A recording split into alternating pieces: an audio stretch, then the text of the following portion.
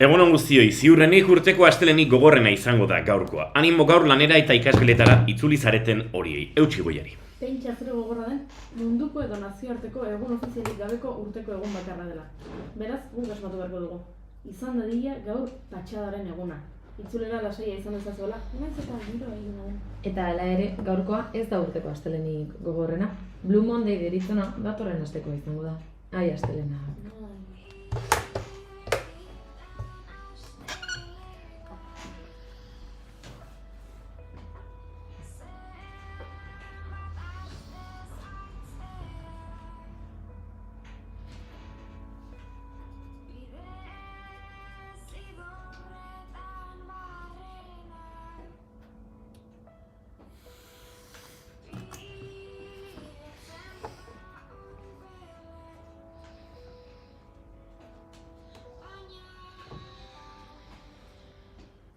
Haizearen kontra ibiltzea gustatzen zaigu guri ordea, eta saiatuko gara astelehen honekin disfrutatzen, baina ez diguzu lan erraza jarri.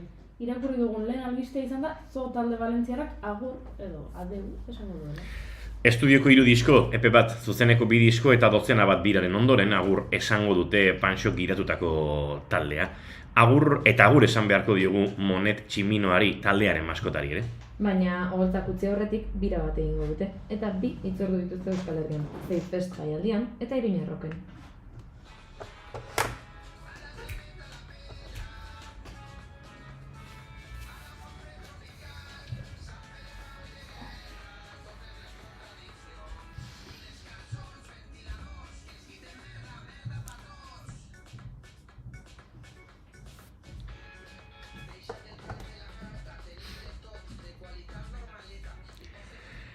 Eta atzo lokartu horretik irakurri genuen azken albistea Irulegiko eskuarena izan zen urtebete pasada aurkikuntzatik eta hainbat hizkuntzalariren aburuz oraindik ezin da baieztatu testu euskaraz idatzita dagoenik, hautsak arrotu ditu gaiak sare sozialetan. Tira, ezin da baieztatu eta ez da oso esaldi desberdinak dira, beraz itxareten jarraituko dugu. Ea Juan Ignacio Artxuaga Laster gure laborategitik pasatzen den, eta Fontes Linguae Baskonum aldizkari zientifikoko ondorioak azaltzen dizkigun.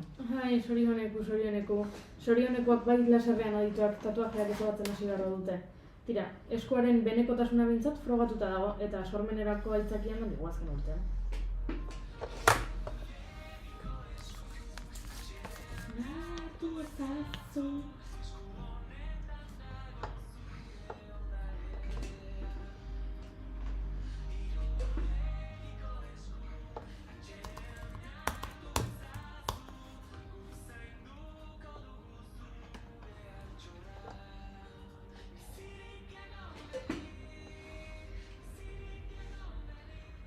Baina ez aldugu esan giro tristea irabili nahi genuela, eta albiste kaskar horiekin etortzen zarete. Ez dut gauza bani tokatzen. 3 orduko atzerapenak loion, bidaiariak maletari gabe, griperen eta covidaren kasuak gorantz. Emakumeek gizonek baino 500 euro gutxiagoko pentsioak kobratzen dituztela Hego Euskal Herrian. Iso nahikoa da, albisteak 11etarako boletinerako utziko ditugu eta efemeridei begira jarri beharko gara, beste behin musikak salbatuko bai gaitu.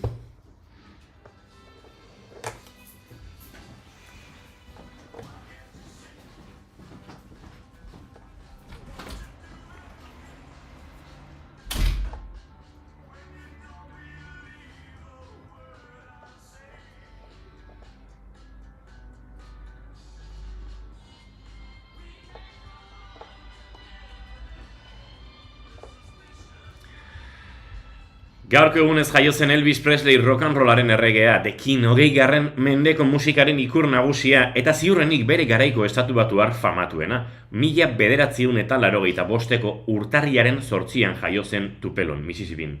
Ez, 85an etzen jaio.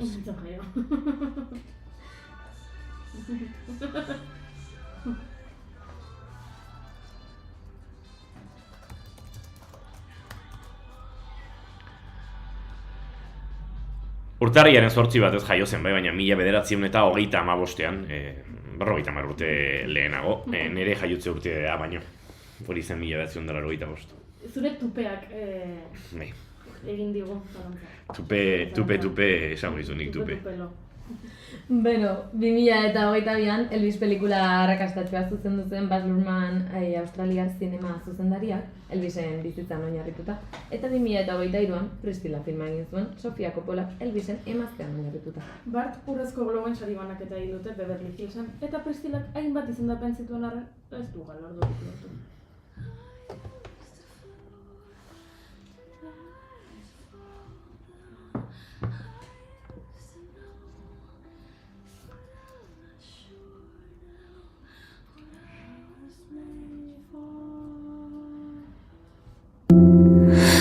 What was I made for? Taking a drive, I was an ideal, looked so alive. Turns out I'm not real, just something you paid for. What was I? Eta besti honenaren saria nola ez, entzuten ari garen honek jaso du. Billie Eilish eta Phineasek Barbie pelikularako egindako soinu banda. Baina Barbenheimer gatazkan Oppenheimer izan zen atzo garaile nagusia. Pelikularik onena, aktore onena Cillian Murphyrentzat, zuzendari onena Christopher Nolanentzat, taldeko aktore onenaren saria Robert Downey Jr.rentzat. Urrezko Globetan telesaiak ere saritzen dira eta atzo berriro ere Succession izan zen nagusi. Dramazko telesail onena, emakumezko aktore onena Sarah Snukentzat, gizonezko aktore onena Kieran Culkinentzat, denara mantzuen.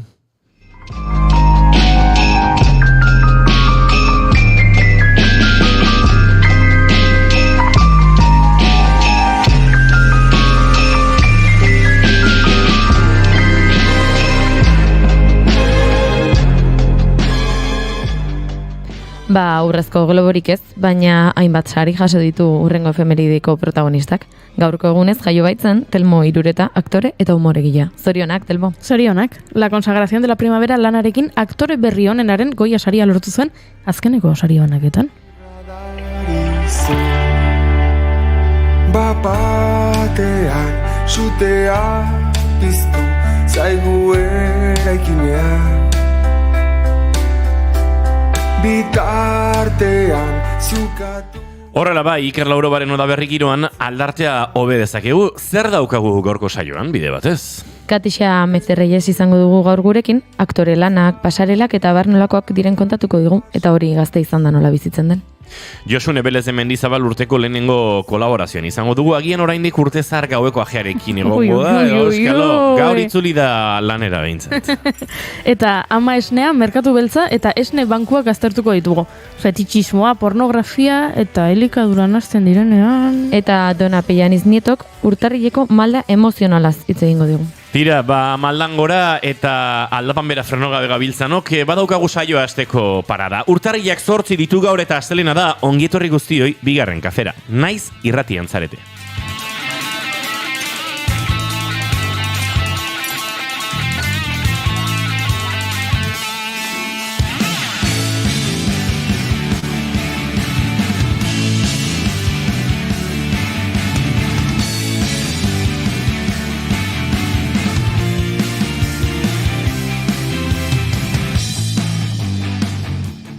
Zuekin, jaun Andreok, June Romateti barguren, egunon? Egunon. Eta zuekin, Goiuri Ezeiz Arandi, egunon? Egunon. Eta izketan ari zaizuen hau Inigo Asensio Lurbide gaur bigarren kafeak 687 du, urtarrilak 8, goizak 10 eta 18 minutu, eta hemen 3 urrengo 2 orduetan zuekin bat egiteko asmotan. Ongietorri, naiz irratian zarete, bigarren kafean.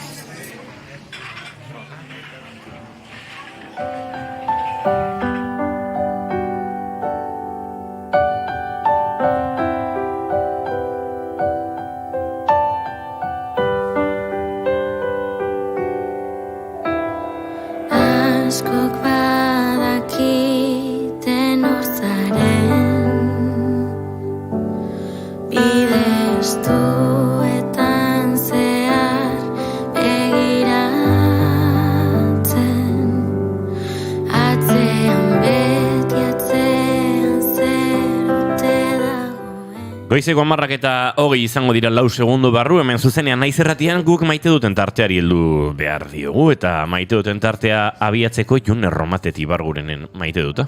Ba, nire maite duta gaur nire lagunei zuzendutakoa da. Ze, azken asteetan botatako parranda pare batean konturatu naiz. Behin goioetan esan den nik belaunekin baduta arazo bat, eta zutik baldin banago denbora askoz geldi, mina ematen didatela, eta ezen dudala denbora askoz egon horrela.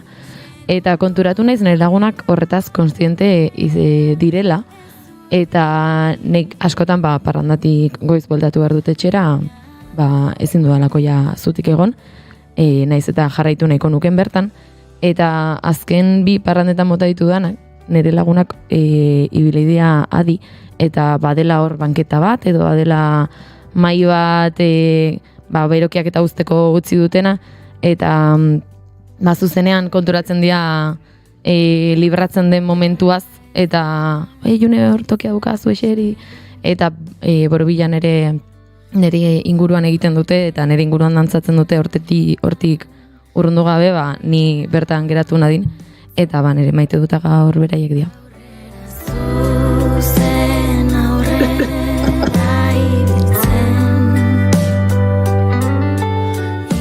Goiuri ezei zarandia, zein da zure maite duta? Nire maite duta da Melchor Gaspar Bartasar eta BlaBlaCarren historia. Asko gustatu zait Twitterren, milaka ikustaldi dauzka, baina Manix izeneko mutil batek jarri zuen, bere historia, ez? Dela BlaBlaCarren iragarri zuela Donostia Valentzia bidaia egin behar zuela, eta orduan Ruben izeneko mutil batek idatzi ziola esateko.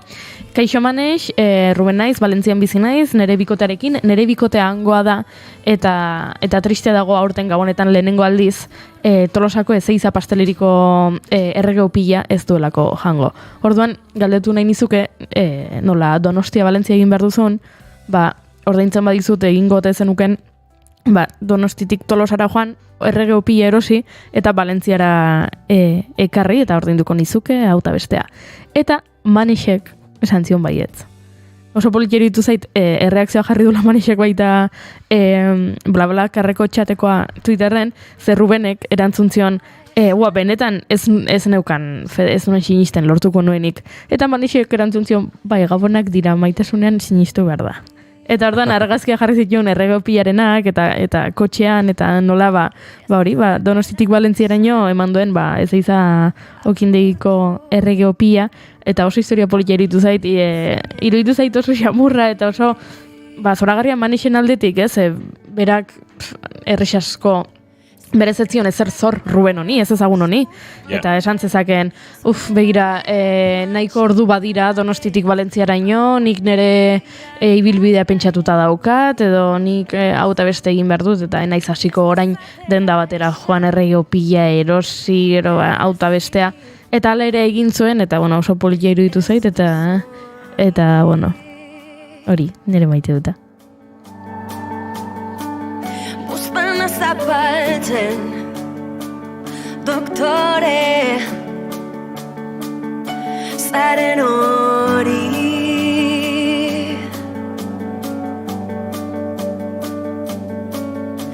Porrota planifikatzen, akatsak bikoitz ordaintzen, probatu aldu. Eta dagoeneko entzun duzu hortik ez dula egiten, baina aurkeztu behar dugu behar den moduan Josune Belez de Mendizabal. Nik maite duta gero esango dute, lasai, ez daukate, izkine egiteko intentziorik, baina aspaldiko partez agurtu behar dugu gure, abizen luzen erreinuko erregina, Josune Belez de Mendizabal, Fernandez de Garaialde, egunon! Haitxoin zure burua entzungo duzu, baina hori oraintxe konponduko dugu, eta behar bezala entzungo zaitu. Egunon, Josune. Egunon, Inigo, eta konpondu ezakezu estularena, mukiena eta ere konpondu ezakezu? Kontu da, konpongita violento xamarra dela. Alegia, estula eta mukia konpontzerakoan zure ahotsa ere desagertuko genuke. Orduan ez dakit oso aukera ona den. Betxu, nere maite duta gaur, bueno, urte berri hon, danoi, por cierto. Urte berri hon bai, nere maite duta, osasunari, osea, ni normalean ez naiz gaixotzen euneko eunean, eta gero, hori esaten diat ingurukoek, gaixo txarrazaren, edo zer duzula, ai, ez naiz larritzen, baina egia da, momentu honetan gaur esnatu naiz, estularekin, holan estula lehorra, eta gero pixkat mina eztarrian, eta mukiak. Atzo buruko mina nuen, eren egun gorputzeko mina diot. Ama, zer da, hau? Osea, batzutan, obera egiten dut, beste batzutan. Baina, bueno, nik uste dut, oporrak ere hartzen ditugunean, defentsek ere bere egiten dutela, eta niri hori gertatu zait. Ze, ez dakit, enbidia emango dizuedan edo ez, edo zuek ere ibili zareten hainbeste denboran, baina nik 15 egun eman ditut, titi jorran. Ez dut ez egin, ordenagailua gaur zuek ikusteko ireki dut. Oso gustora ibili naiz, deskonektatut pilo bat, abendua oso gogorra izan zen, eta orain, bueno, zuei txiribuelta eskaintzeko gogoz, gaurkoan. Ze ona. Segituan eskainiko diguzu txiribuelta, nik ere nere maite duta botako dut, bestela goiuri bronka botako dit, maite duta zeskakiatzen zaiatzea. Ni isil-isilik nago, pakean dagoenari, pakean utzi. Bai, pakean dagoenari, pakean utzi dio. Gaur goizetik gerran hasi dena, bai. Hori. Bai. Galdera bat egin dizut. Bai. Hori dio dena, galdera bat besterik ez da. Ja. Nere maite duta, ez dakit oso ondo zeini, atzo Elgoibarko krosean aritu nintzen esatari modura, ez dakit 11. 12. urtetxo batzuk badira, egia esan inoiz aipatu izan dut uste dute oso lasterketa berezia dela, oso herrigintzatik eta oso jende maitagarriaren girotik egindako lasterketa dela, eta lortzen dute kuadrilla batek abiatu zuen lasterketa bat, nazioarteko erreferente bihurtzea, atzo munduko cross txapeldunak, olimpiar jogoetako urrezko dominak, munduko plusmarkistak, denetarik zegoen bertan, eta maila goren horretan osatu zen lasterketa handi bat, nazioartean jarraitzen dena, estatu mailako, ez dakit, bizpahiru lau lasterketa onenetako bat badena, eta crossaren maila goren hori ekartzen duena, eta erabatean herrian bertan Elgoibarren badena, ez horrelako, ez dakit, itzordu oso garrantzitsu bat, eta hainbeste da garrantzitsua, edo hain da garrantzitsua, erregegunean izan zela nazioarteko atlete jarrera udaletxean, eta atzo bertan lasterketa. Eta kontua da, esatari lanak egiteaz gain, neuk erabakitzen dudala, zen musika erabiltzen dugun bertan, eta noiz erabiltzen dugun, irratia egiteko antzeko mai bat eramaten dut bertara, eta hori erabiltzen dute musika jarri eta dena orkesterakoan, anaritzen naiz, oinarrian euskeraz, tarteka gazteleraz ere bai, tarteka ingelesez ere bai, atlete joarrak emateko eta bestela. Eta kontua da, Araz Losada kazetari eta lagunak atzo txio bat jarri zuela txalotuz, megafoniatik euskara asko entzuten zelako, eta euskal musika entzuten zelako, eta hori ez dela ainoikoa, eta nazioartean, eta estatu mailan son handia duen goi mailako kirol ikuskizun batean horrelakoak eskertzen direla. Bostut eskerrak, Aratzei aitortzagatik, eta baita Elgoibarko krosaren antolakuntzari horrelako konfiantza eta malgutasuna izateagatik neronek erabakitzeko noiz eta nola egiten ditugun gauza hauek. Ze uste dute garrantzitsua dela, nik badara matzat 24 bat urte esatari lanak egiten, oso gaztetxo hasi nintzen, eta askotan erronka hauek izan dira zenbat hitz egiten den probetan, ekitaldietan euskeraz, eta zenbatez, eskatzen duen antolatzaileak, eskatzen duen udaletxeak, nik izan ditut portzentaika banatutako esatari jardunaldiak, ez herri hontan nahi dute 30% gazteleraz eta 60% euskeraz, eta beste honetan nahi dute 60% gazteleraz eta 40% euskeraz, eta horrelakoak ez, eta batzutan pentsatu izan dut xakean jokatzeko erloju horietako bat, eraman behar oten nuen kontabilizatzeko ze hizkuntzatan ari nintzen une bakoitzean. Hau natural ateratzen da, lasterketan badago, estatu mailako jendea, badago nazioarteko jendea, atletei dagokionez, eure joarrak noski, bakoitzaren hizkuntzan edosa ematen saiatzen gara, kontakizuna oinarrian euskeraz, baina batez ere, uste dute garrantzitsuena dela, euskal musikarekin doitutako, osatutako kontakizun bat egin daitekela, eta festa giro bat antola daitekela estadio batean, inungo konplexurik gabe, eta bertan entzun zitezkeen gau, edo izaro, edo nil, edo musak, edo nogen, edo esanezin, edo gatibu, edo zetak, edo ez dakit makonak, edo Janus Lester, edo mugan, edo besteen bate musikari, eta egia esan estilo ikaragarri anitzak, ikaragarri goxoak momentu batzutan lasaiuneak behar zirenean, beste batzutan bomboa beltzetan behar denean, euskal musikagintzak azken urteetan eta aspaldi ematen du, hau guztirako aukera, eta hortxe nere maite duta, horri hain zuzen ere.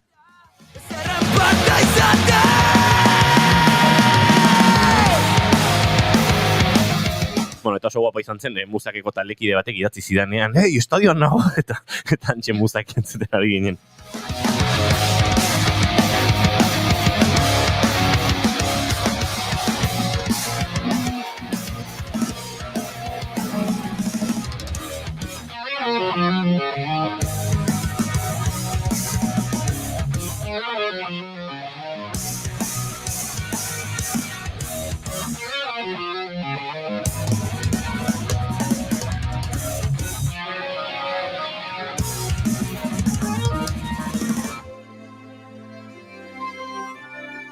Eta goizeko 10:30 ditugun honetan, eta Parisko biolin goxoak entzuten ari garen honetan, Josune Belezen Mendizabalekin txiri bueltari asera mateko moduan ere izango gara. Josune, ze kontatuko diguzun galdetu ditut aurre Juri, eta esan diot, ipuin bat edo ez. Gustatzen zait zuei zerbait esatea edo gutxi esatea, ez? Holan, guztion artean ea txiri buelta hori asmatzen dugun edo ikusten diogun loturarik, ez? Igual gure entzulek esango dute, joen, eska, nik ez diot inondik inora ikusten loturarik, bueno, a ber. Gabonetako ajea aipatu zuleen Inigo, ni banoa, azken egun hauetan ikusi dugun erregen kabalgatara. Aurten, zuhiltzaile kamioirik ez da egon Gasteizen, erregen kabalgatan. Niri harritu ninduen asko, Olentzerorenean egon da, Olentzeroren kabalgatan zuhiltzaileak ikusteko aukera izan genuen, jakin badakigulako, Olentzerok zuhiltzaileen eskailera beharrezkoa duela Olentzerok, opariak etxeetan uzteko, ez da? Baina, araze sorpresa, kabalgata honetan, Olentzeroren kabalgatan, udalari ikatza irakur zitezken opariak agertu zirela zuhiltzaileen kamioian, bere beste aldarri batzuekin batera. Orduan, zuhiltzaileak nunbait ez daude pozik, Gasteizko udalak azken urteetan eurekiko izan duen utzikeriagatik edo, eta Gasteizko zuhiltzaileek udala salatu dute, hau ja epaitegietan omen dago, jaso ez dituzten 4,6 milioi euroko inbertsioa ez dutelako eskuratu. Nundik sortzen da diru hau, zer eskatzen du zuhiltzaile zerbitzu honek? Seguru etxetatik datorren dirua da 4,6 milioi hori, zehazki herritarrei kobratzen dizkieten sute arriskuan itzeko aseguruen primak dira, eta, zuhiltzaileek esaten dute, azken urteetan inbertsio hori ez dela egon, eta nolabait, kamioiak zaharkituta daudela, mangerak ere euren materiala eta baldintzak ez diela egokienak. Horrela salatu zuten nolabait Olentzeroren kabalgatan. Ze etorri zen gero? Ikatza udalaren partetik nori eta zuhiltzailei, ze hori dela eta erregen kabalgatan aurten ez da zuhiltzaile kamioirik egon.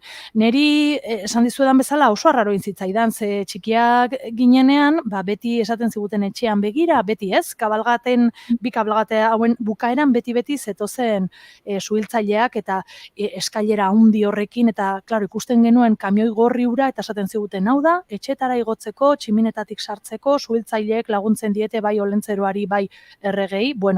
Aurten, Olentzeroren kabalgatan baina nola aldarria egin zuten zuhiltzaileek, udalak abisatu zien, erregeen kabalgatan etzielan egongo, ze, kexak eta aldarriak egiteko tokia proposa ez da hori. Hori kontatzen dizuet. Ipuin bat ematen duen arren, Gasteizen...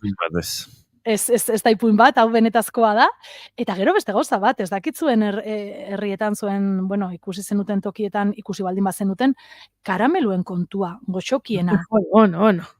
Eske gurean, justo bukaeran bota zituzten, eta nik pentsatzen nuen hori ja bertan beraz zegoela, ze urten batean arazoen bat ere egon omen zen, jendea bultzaka, ukondoka da hor, eta diot jendea, ez umek. Ez, helduak izaten dira.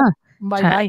nik urtero ikusten dudana eta joera ez da aldatu, azkeneko 10 urtetan da, goxokiak botatzen dituztela errege, kolentzerok, izaki mitologikoek, eta helduak direla, borrokan hasten direnak, goxoki gehien lortzeko, eta ikusten dituzu aur gaixoak, beraien esku txikiekin, eta batzutan pentsatzen du, ama zapaldu ingo dituzte, ume gaitzauek. Gauzak doainik direnean, uste dut, erotu egiten garela. Bai, hala da. Eta badago ere, estrategia bat, Goiuri, ikusi izan duguna hemen Gasteizen, aterkia ireki, buelta eman, eta hala, hor dana, arrantzan bezala, horra jausten dien guztiak, norberarentzat. Bai, nik pentsatzen nuen hori ja etzela egiten, eta kasu honetan erregen kabalgatan justo bukaeran bota zituzten batzuk, baina bukaeran bakarrik, izan ere, klaro, dakigun bezala, karroza hoiek nola mugitzen dira, traktoren bitartez, eta uste sustoren bat edo beste egon izan dela, hemen inguruan. Orduan, bueno... Zerra duela urte batzuk, Espainian utreran, nola herriko kabalgata, herriko ez da hitze denda batek patrozinatzen zuen, bota zituzten erramintak, torlojoak, eta horrelako gauzak, eta nola babeslea herriko denda batzen, bota zituzten, erramintak, hiltzeak, torlojoak, horrelako gauzak zeharo arriskutsua kabalgata batean. Orduan, bai, ahaztu aterkia eta eraman kaskoa, ez? Bai. Bueno, izan da, ez? Babesle bat, nola izan da? Errege bat aurpegia beltzez pintatuta. Hori Madrilen. Ez, errega beltzez pintatuta, hiri askotan, herri askotan. Eta iraingarria da, baina are iraingarrigoa izan da Madrileko auzo batean, okerrezanago egin dutela bideo bat, pertsona zuri bat beltzez margotuta, baina ez hori soilik, baizik eta bideoan egiten duela hizkuntza asmatu batean, eta saiatzen da, ez dakit nongo azentoa jartzen, gaizki hitz egiten, eta hori da, ez dakit, lotxaga. Baina gainera, uste dut hori lortu zuela, berazelako babesle, eta orduan exigitu zuelako, nahi zuela bideo bat egin, edo horrelako mobidan badago. Ez, hori da Sevillan. Bale, beste bat da. Sevillan beste bat dago. Bidez berdin dira. Beste Baltasar, gizon zuri bat, beltzez margotuta eta toreroz jantzita. Bai, hori ikusi dut ere bai. Eta bere enpresak babesten du kabalgata, eta orduan uste dut esan zuela, nik hemen dirua jartzen balin baduta antolatzeko, ni izango naiz, bai ala bai, errege. Bai. Giro bat artean, eta... Bueno, Pianiz Nieto gure suspensorea konpontzen saiatzen ari dela, eta lortu du gainera, ez? Zondo, dona Pianiz Nieto egunon, Egunon. Kabalgati buruz zorait esan nahi balin baduzu ere, libre. Esaten izate dena. Bueno, ez dakit nik zuek, eta Dora, zu hemen zaudela ja, zuri bera botako izut galdera, ipuinak kontatu dituzue gabonetan, txikitxoei, helduei, badakizue ipuinik kontatzen, edo kontari biltzea gustoko duzue, zuen teknika afinatu nahiko zenukete? Zenbat galdera, venga, erantzun nahi duzu. Galdera asko. Begiranik, ipuin bat kontatu nien nire lenguzu txikiei, eta ipuin hori bigarren kafetik lapurtu nuen. Hola. Bai. Norbaitek kontatu zigun hemen. Ez, Marea Urdina elkarteko kide koparitu ziguten kamiseta, poltsa eta ipuintxo bat, Aniztasun funtzionala duten aurretan oinarritutako ipuina, eta aletxo batzuk koparitu zizkiguten, eta urtarriaren batean, bazkaria egin behar genuen familikoak, asko ginen elkartzekoak, eta esan nuen, ipuin hori hemen dugula gure laborategian, hartuko dut eta eramango dut eta irakurri egingo diet eta beraz, eskerrik asko bigarren kafea. Bigarren kafea?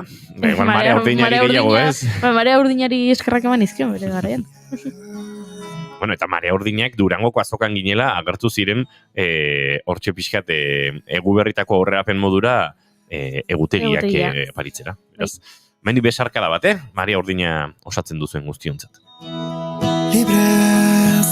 Baina zergatik egiten diguzu galdera, Oiosun, Bueno, eske nik proposamen bat egin nahi dizuet, bakizue urtea hasten denean, danok hasten garela hor pixkat. Ikastaro berriak egingo ditut, kirola, azukre eta gatz gutxiagorekin jango dut.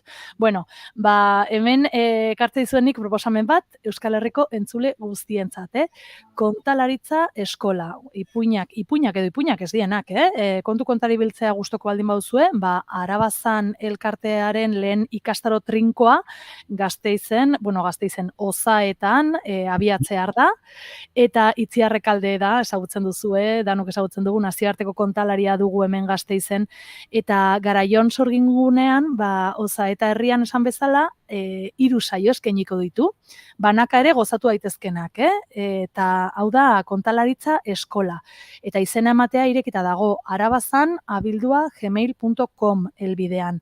Begira, atzo ibili nintzen Itziarrekin, WhatsAppez, eta sanion, Itzi, nahi baduzu egidazuolako autopromo bombo bat, ze berak esan zian, abri osune, bigarren kafean baldin bat zaude, hor oso zaleak dira, kontalaritzan, eta hau zabaldu behar duzu, hau ez da bakarrik Arabakoentzat, guztiontzat da, eta sanion, benga, bidali dazu audiotxo bat, baina, bera dago, ni baino kaskarrago, hori ulertu nion, eta ahotsik ez, eta ezin zuela.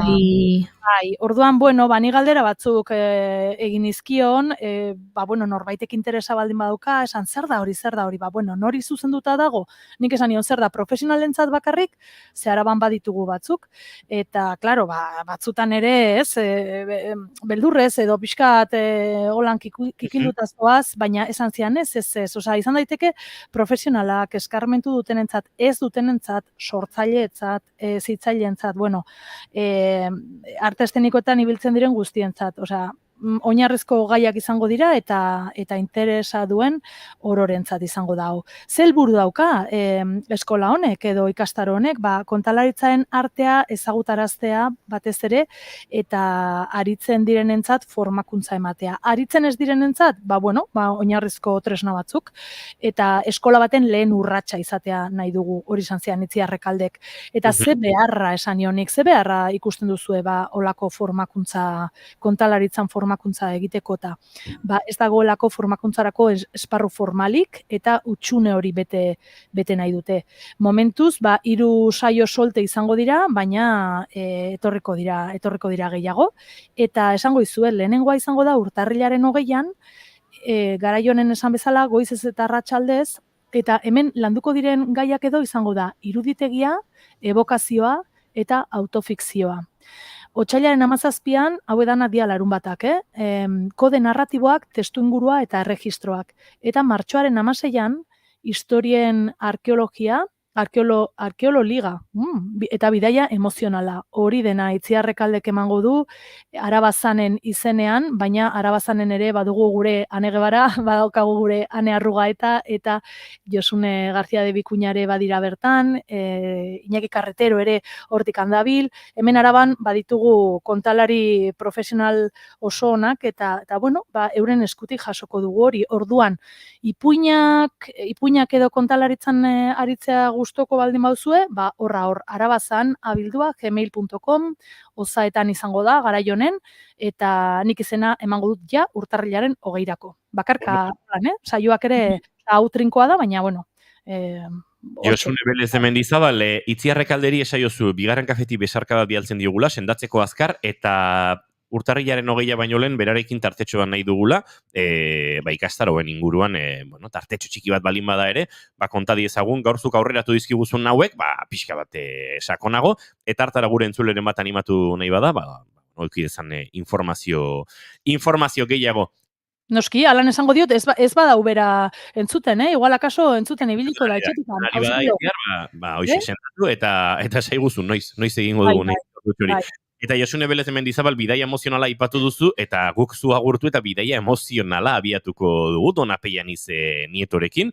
Beraz, txiribuelta zuk egin diguzu nahi gabe hemen bigarren kafean, gure urrengo... Bai. Nik, Dona, zuretzako tarte hau, nik pentsatzen nuen gaur katarroaz jotaz nengoela, igual akaso gutxi itzengo nuela, baina eta gehatu zait azkenerako ipuintxo txiki bat, baina hori urrengo saioan, ondo iruditzen baldin bazaizue, bale? Bai, oso ondo. Zubiltzaileekin erlazionatutako ipuin txiki bat. Ados, Josune, badatorren asteazkenean izango da, beraz, asteazkenerako suhiltzaien ipuntxo hori izango dugu gurekin. Bai, vale. Venga, agur.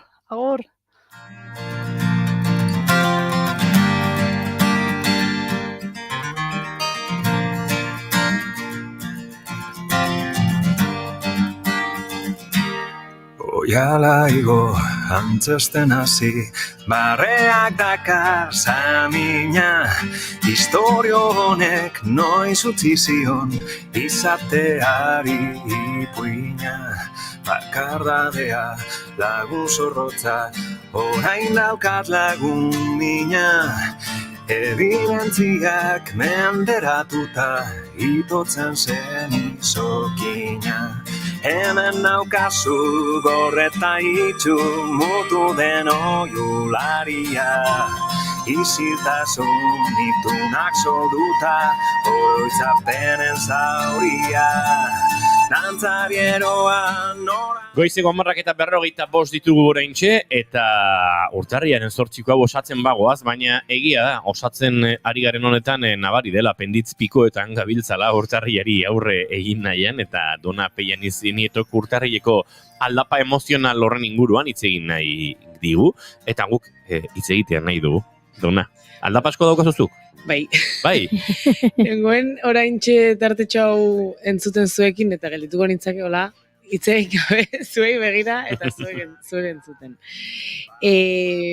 Nahiko aldapatxu nabil, eta kontua da egun hauetan, lagunekin eta jendearekin hitz egiten ikusten ari naizela, gaur egunaz zetorrela, eta egun hauetan jendea zegoela erdi gaixo, aldapa handiarekin, eta esan dut, bazen, ontaz hitz egitea, ez? Zer dagoen atzen, eta berre dauden mito horiek, pixkatez ikustea berregiak diren, edo ez?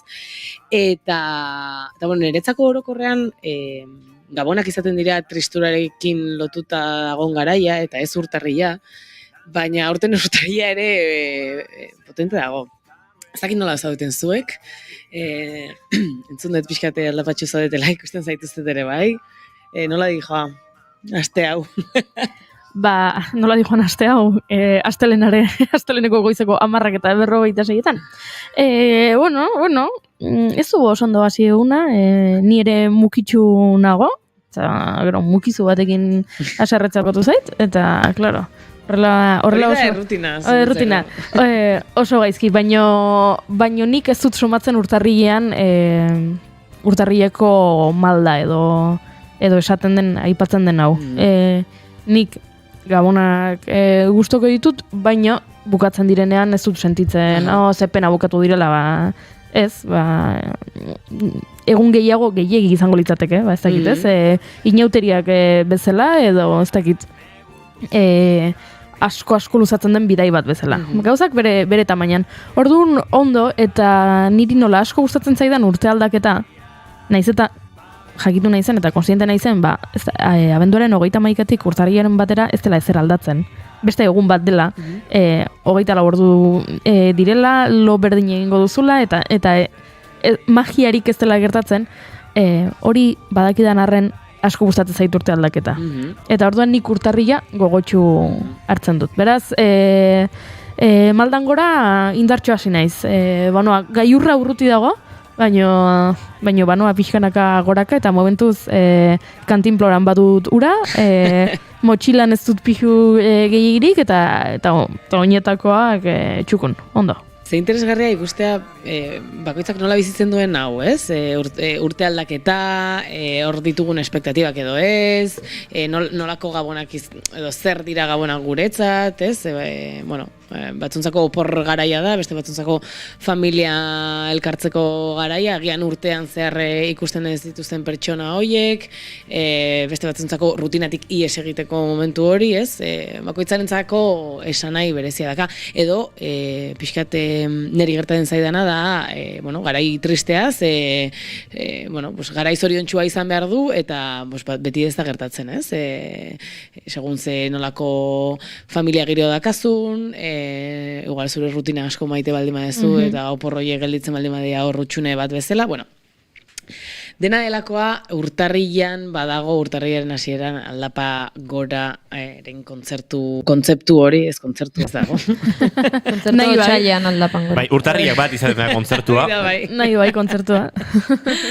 Eta bueno, normalean egonda lotuta ekonomikoari, ez? Gastu handiak egiten dira gabonetan, berez. Eta urtarrian, egon daitezken utxune horiek orekatu behar dira, eta bueno, batean aurreztu behar dezu, gastatu dezun guzti hori berreskuratu behar dezu, eta hor gertatzen den, fenomeno horri, deitu izan zaio urtarrieko aldapa, eta ni egun agotan nengoen, ostras, emozionalki bere badago. Bai. Bueno, intentsoa edo ez izan da garaia bizi da, bai sozialki gizarte hontan badago ikusten emozionalki pisu handia jartzen zaiola, eta nik asko ikusten dut umeengan, ez?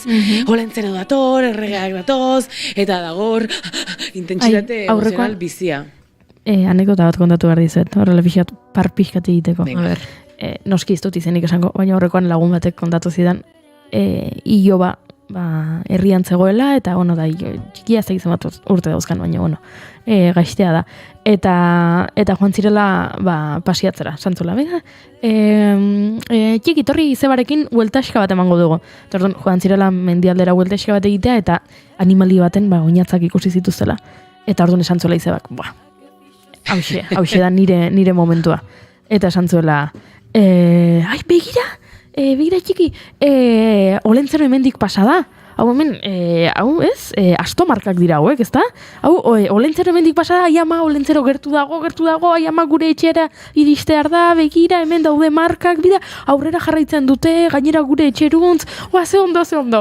Eta hurra, ala, egia da, astoa, olentzero, aiama, ze emozio, ai. Eta gainean pixa egin zuen.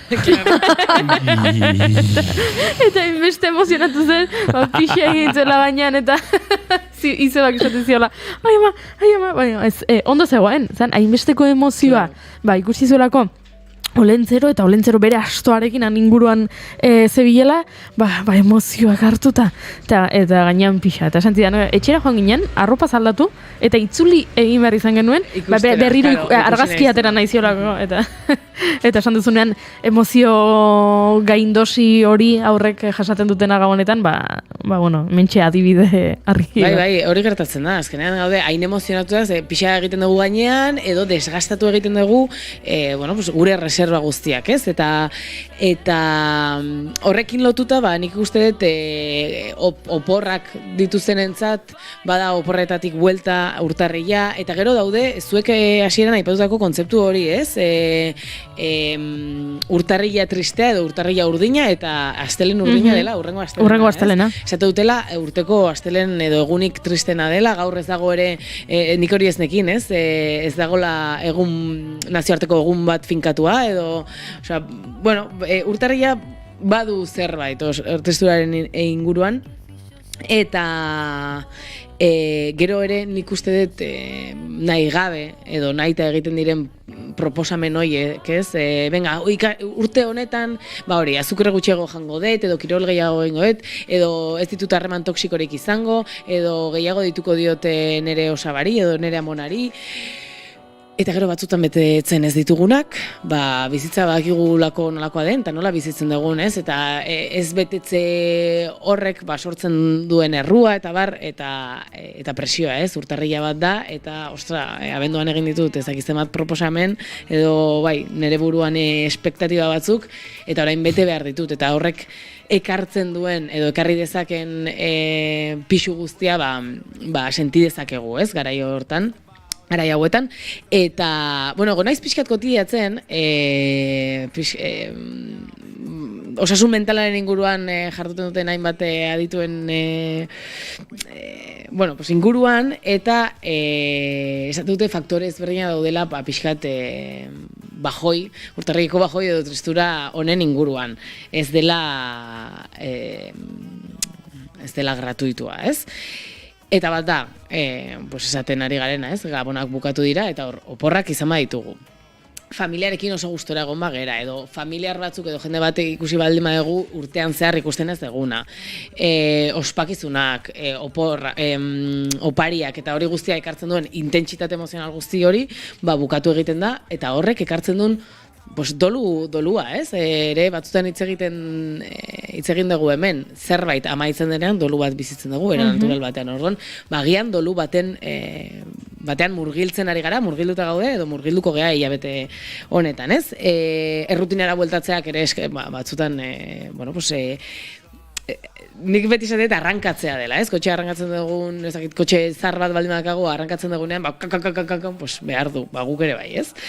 Gastu ekonomiko horren oreka, batzutan burua jaten digu ere bai, ostan nola egingo dut, bai abete honetan egin gastu gutxiago izango ditut, edo orain beherapenak gaude eta zingo naiz jun, horre guztia ekarri dezakena, negua da, sartu gara neguan, Gabonetan sartzen gara neguan, eta neguan hotza dago, eta egun hauetan kristona, ere lurra daude eta gauza oso polita, baina egunaren argia motzagoa da,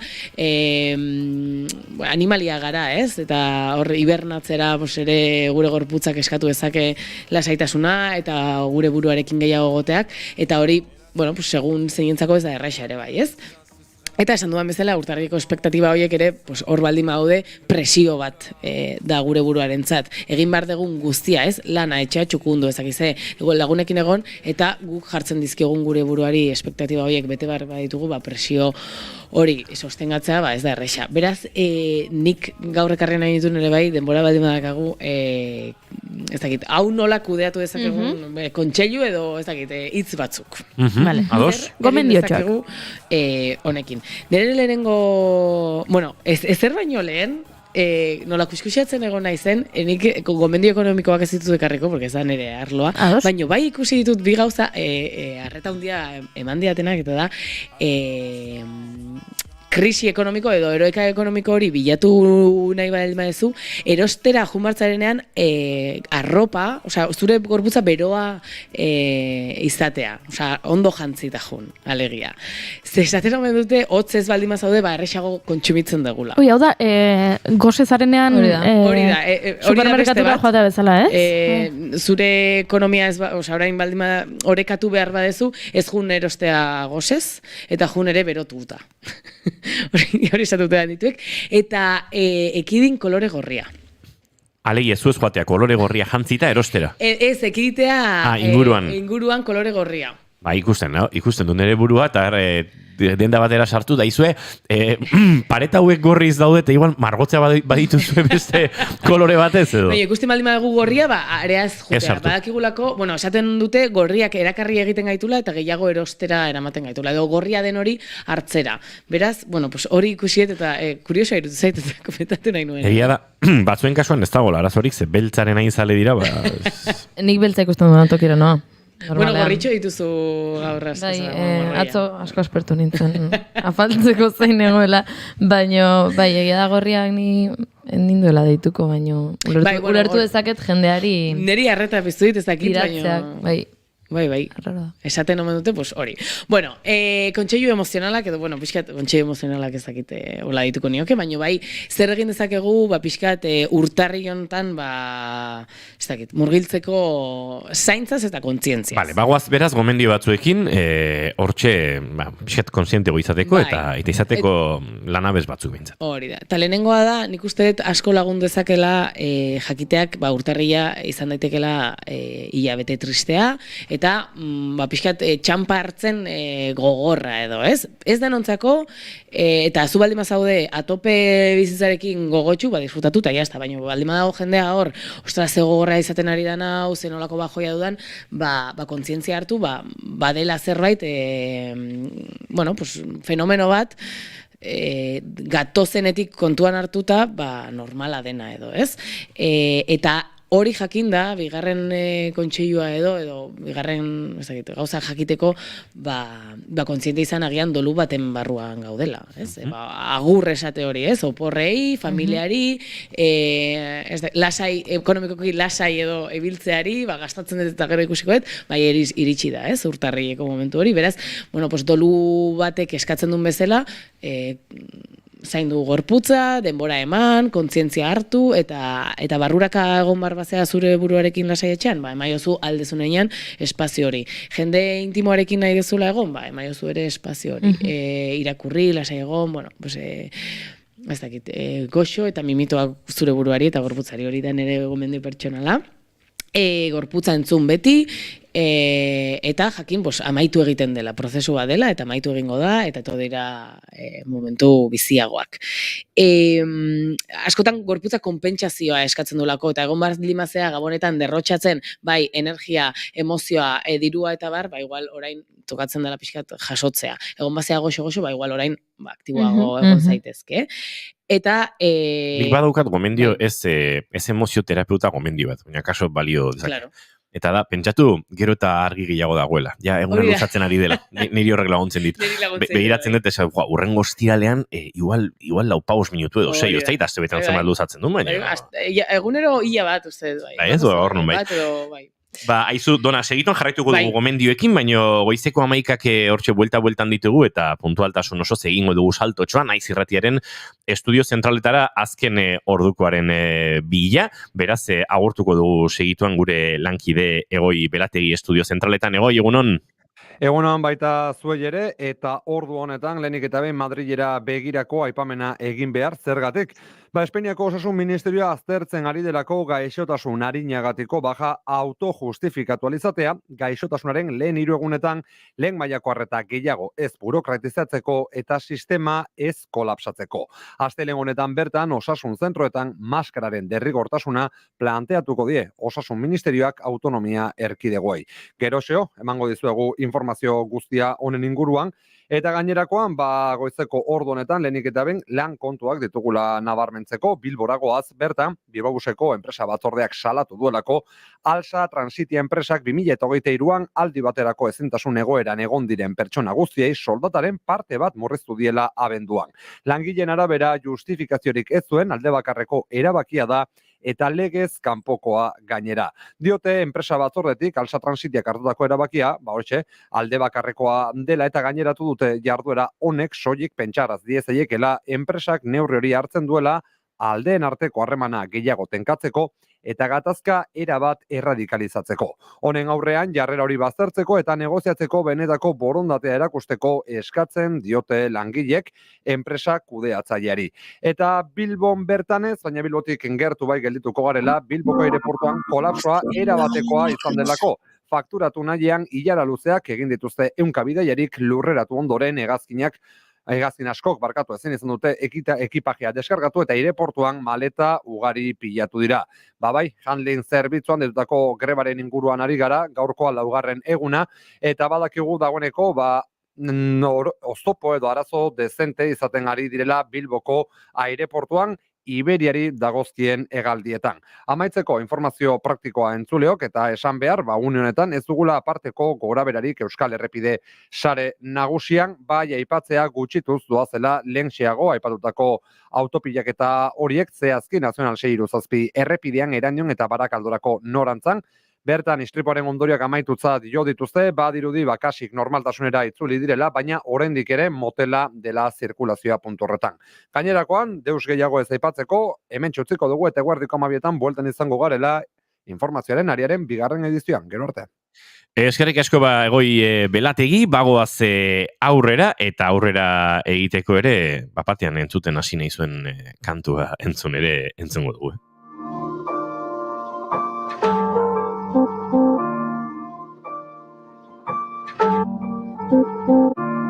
No puedo contarte qué pasa.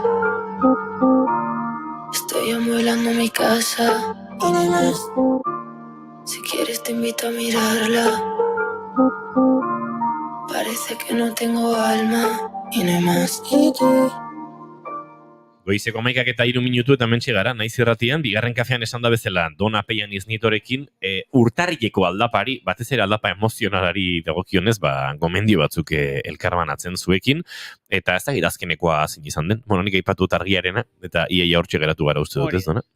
Bai, eta azkenengo biak, zurekin bat etorritan nire asko laguntzen dit argiarena, eta gero bakoitzak hartzea bereak, ez? Zer laguntzen digun, hori kontzientzia kontzientzia hartzen eta gure burua zaintzen hori lehenengoa izan behar da, ez? Eta niretzako oso importantea ere bai kontuz exigentziekin, bai, ze proposatzen diogun gure buruari urte berrirako, ze proposamenak egitea zoragarria bada ere, proposatzen baldin badiogu gure buruari egitea zerbait, agian oso zaila egiten zaiguna, ez? Batean, inoiz ez badigu, imaginatu, korrika egin, urtarrian esategu, korrika esiko naiz, aberrekainean ezakize mendi igotzen dudan eta jisten dudan. Bueno, igual, bai, baina gure burua entzuten eta kontzientzia izaten ze egin dezakegun, ze jartzen baldin baditugu espektatiba oso handiak, hor azkenan ez dugu betetzen, gero errua dator, ez nik ezin dut zer egin, eta hor pixat gure burua matxakatu dezakegu. Eta azkena esango nuke, saiatu ez ies egiten, minatik, ez ies egiten zailtasunetatik, baizik eta gure burua entzuten, kontziente izaten, beti bezala, eta pauso, gutxinaka, eta jazta, eskezago ezer gehiago. Beste, zuk esan degozun bezala, urte berri bat da, eta hala da, baina beste egun bat da, eta biltzen goaz bizitzatik, eta listo. Bai, eta interesgarria da, bakoitzaren trukoiek ere baliatzea, ez? Norberari zer funtzionatzen dion, edo zer egiten duen pixkate horrelako egunetan, eta askotan nahiko bai transitorioak edo garaikoak diren sentsazio horietan zerk laguntzen dion ies egiten. Eta konpartitzea hori ere, niri laguntzen ditu honek eta besteak, eta poratuko et. Ni urte hasieran jartzen naiz pentsatzen ze ez jaiegun, baina ze festa datu zen aurretik. Hori bai, atzo jarri nintzen pentsatzen inauteriak datorren hilabeteko hasieran diela, eta agian gehiago estresatu nintzen, ez detelako ezer pentsatu. Hilabete barru ostugun gizen. Otsaiak 8. Tansitate horrentzako zi.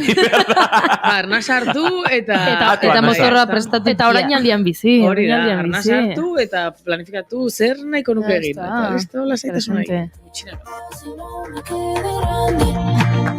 Cuando el tiempo pase no sea tan cruel. Cuando el tiempo pase. Cuando el tiempo pase. Dona Peian Iznieto, zure gomendioekin helduko diogu aldapari behar bezala, eta behar diren batio guztiak eragingo dizkio maldari albezela ura igotzeko. Zuk ondo igaro maldatxoa, eta azte pare batean ikusiko dugu berriro elkar. Eskerrik asko ekipo.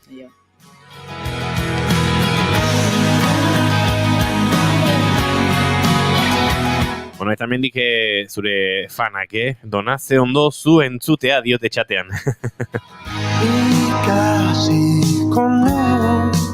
Nere burua defendatu behar dut. Ui, zera, txatean ere jarri dute. Egia esan nik pixkate ez irakurriaren egin dut, baina joego, Juri, ze afizioa liburuak lapurtzeko esan du indiokerrek. Baizu, ez nago batere ados. Badak zer gertatzen den, niri pena handia ematen didala ikusteak liburuak bakarrik apaletan hautsa biltzen, inork irakurtzen ez dituela. Bai, Durango nere hautsa biltzen naizten, ez da? Bai, agian bai. Jarri berria hautsa biltzen, urrengo gunean norbaitek erostezan. Nik salbatu izan ez banu, agian bai, agian antxe egongo zen. Barkatu txoen, esan zenuten agian libroiek bukatu zirela? Eta zuk ez bazenun lapurtu etzen nuela irakurriko, izan daiteke? Kasualitate. Entzuten ari nintzen, lanean egoen Durango baina entzuten ari nintzen. Latz dago borroka, Liburuak irakurtzeko dira. Ez edukitzeko horrela apalita. Bai, hemen egon baino, ipuina irakurtzeko. Hori da, Indioker. Hori polita. Ala, listo. Ni hemendik pasatzen den bilenen eriz begiratu, Indioker, Spidermander, June Romatet.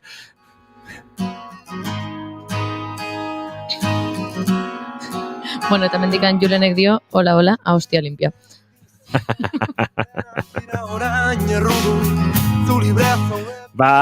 Izue, mina baino lehen, hobe aurrera jarraitzea. Muganen mina baino lehen kantuanekin egingo dugu urrengo minutu pasatxoa eta segituan gure urrengo gonbidatu arkistuko dizuegu hemen, bigarren kafean. Mina baino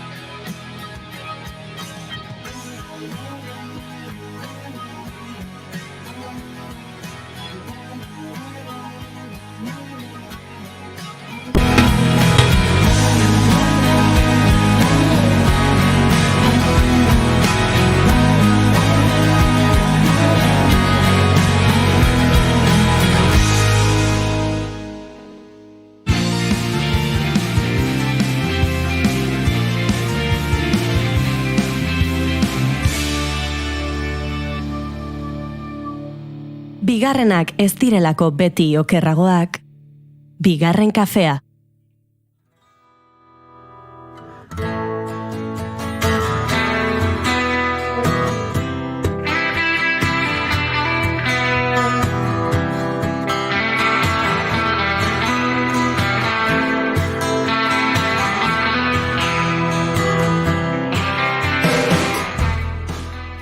Urte hasierarekin batera, askok urte horretan bete nahi dituzten asmoak prestatzen dituzte. Kirola egiten hasi, hilabetero liburu bat gutxien ez irakurri, osasuntxoago jan, ordenari garrantzia gehiago eman eta antzekoak hainbaten zerrendetan gehitzen dira urtetik urtera. Beste batzuek ordea haien ametsak betetzeko bidean lagunduko dieten asmoak prestatzen dituzte. Zeru muga dutzelatan ezker eskuin.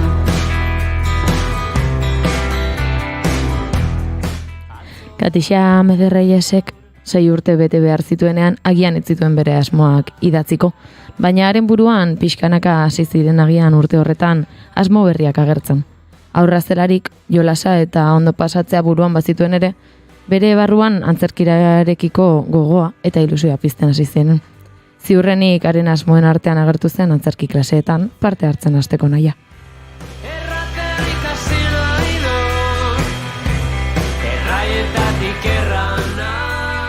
Antzerki munduan zehar aritu da ordutik, pasareletatik igaro da eta kameren aurrean ere jarri da hainbatetan.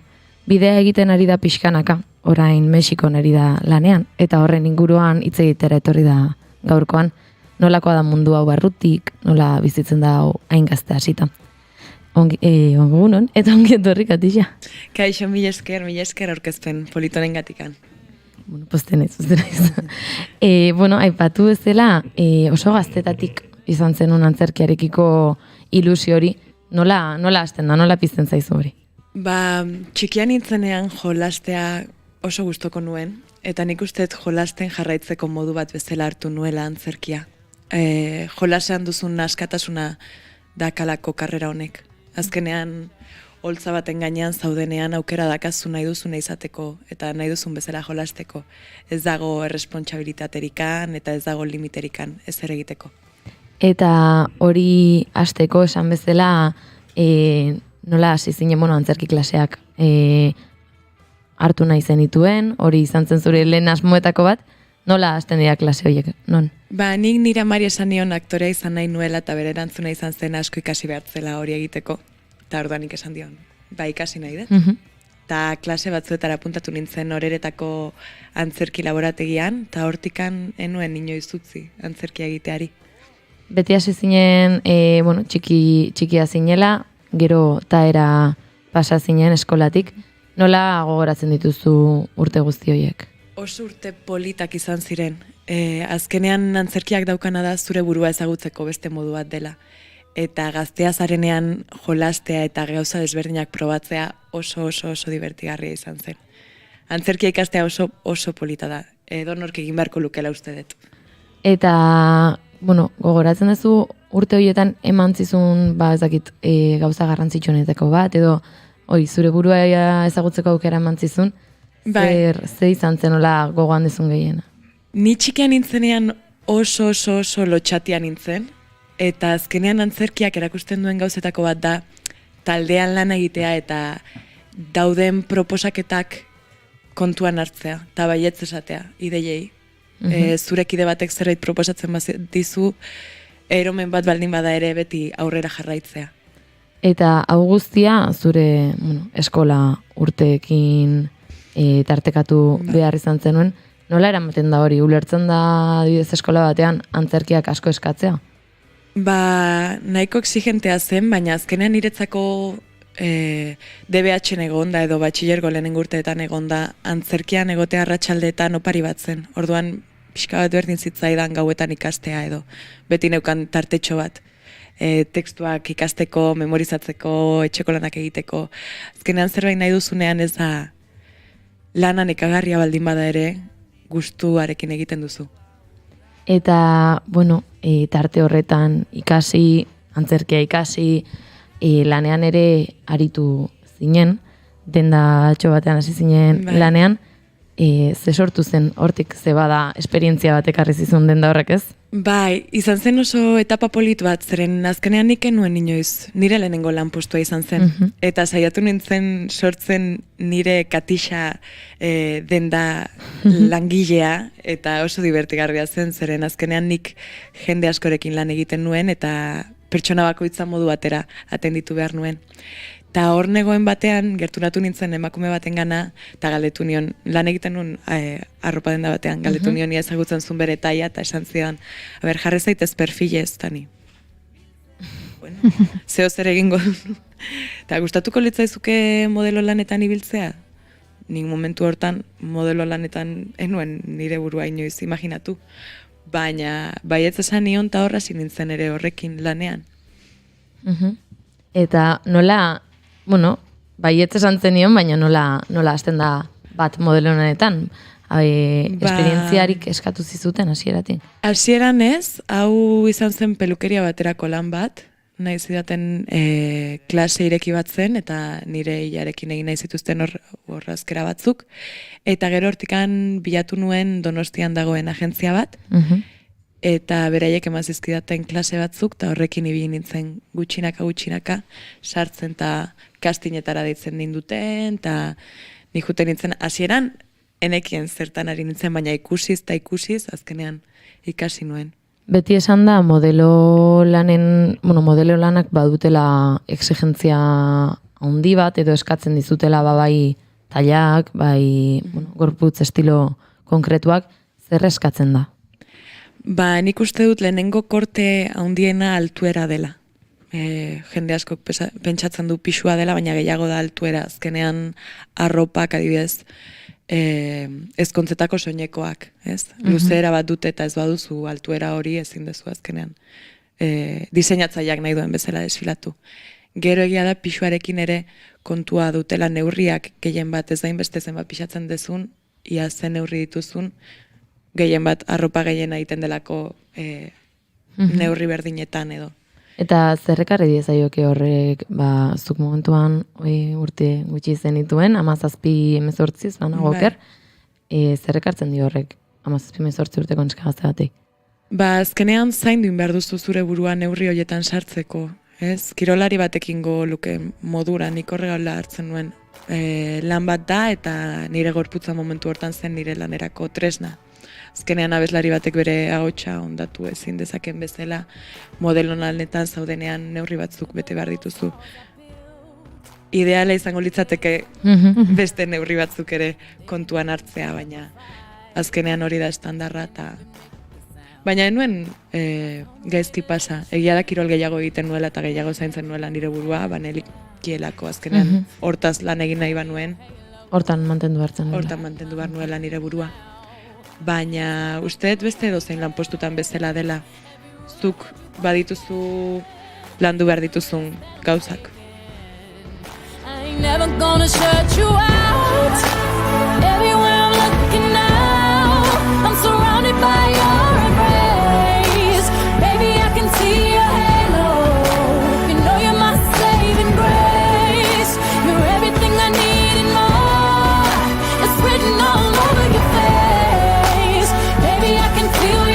Oso momentu edarrari gara bizitzen, ze bat batean sartu da gure atetik postaria, utzi digu isil beti bezala paketetxo bat, eta mentxe, antzerkiaren laberintoan bat eta antzerkiaren laberintoan bi. Bitakora kuadernoa eta arte drama baten bila, Ander Lipusen lana. Iritsi zaigu, ze egokia momentuarekin, eta lehenguan Durretako Artazarri irakurri nion saretan Ander Lipusen lanaren zatitxo bat, oso interesgarria dirudi, baina hortxe aipatzen zituen kantautoreak eta ipuin kontalariak eta ez dakizer, eta, uste dute joku pixka bat ematen duten lanak direla, mentxutziko ditut, Goiuri lapurtu nahi baditu, eskura izan ditzen. Eguno, Goiuri! Eguno,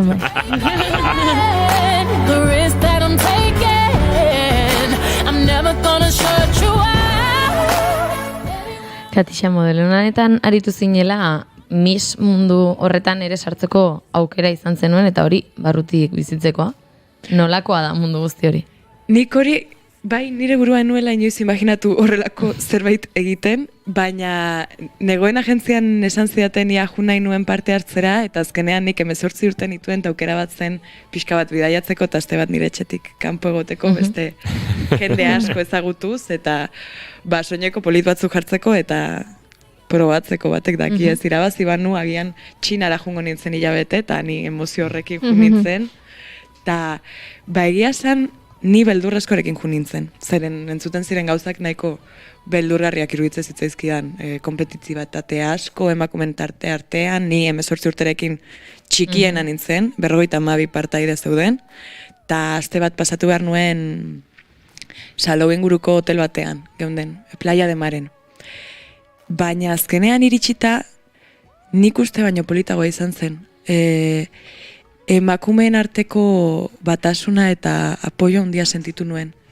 Ez zen izan hain gogorra, presio asko ere bai, azkenean egun guztia gonbartzara makillatuta, takoiekin nik beste gauza guztiak soportatu ditzaket, baina takoiak egia esan.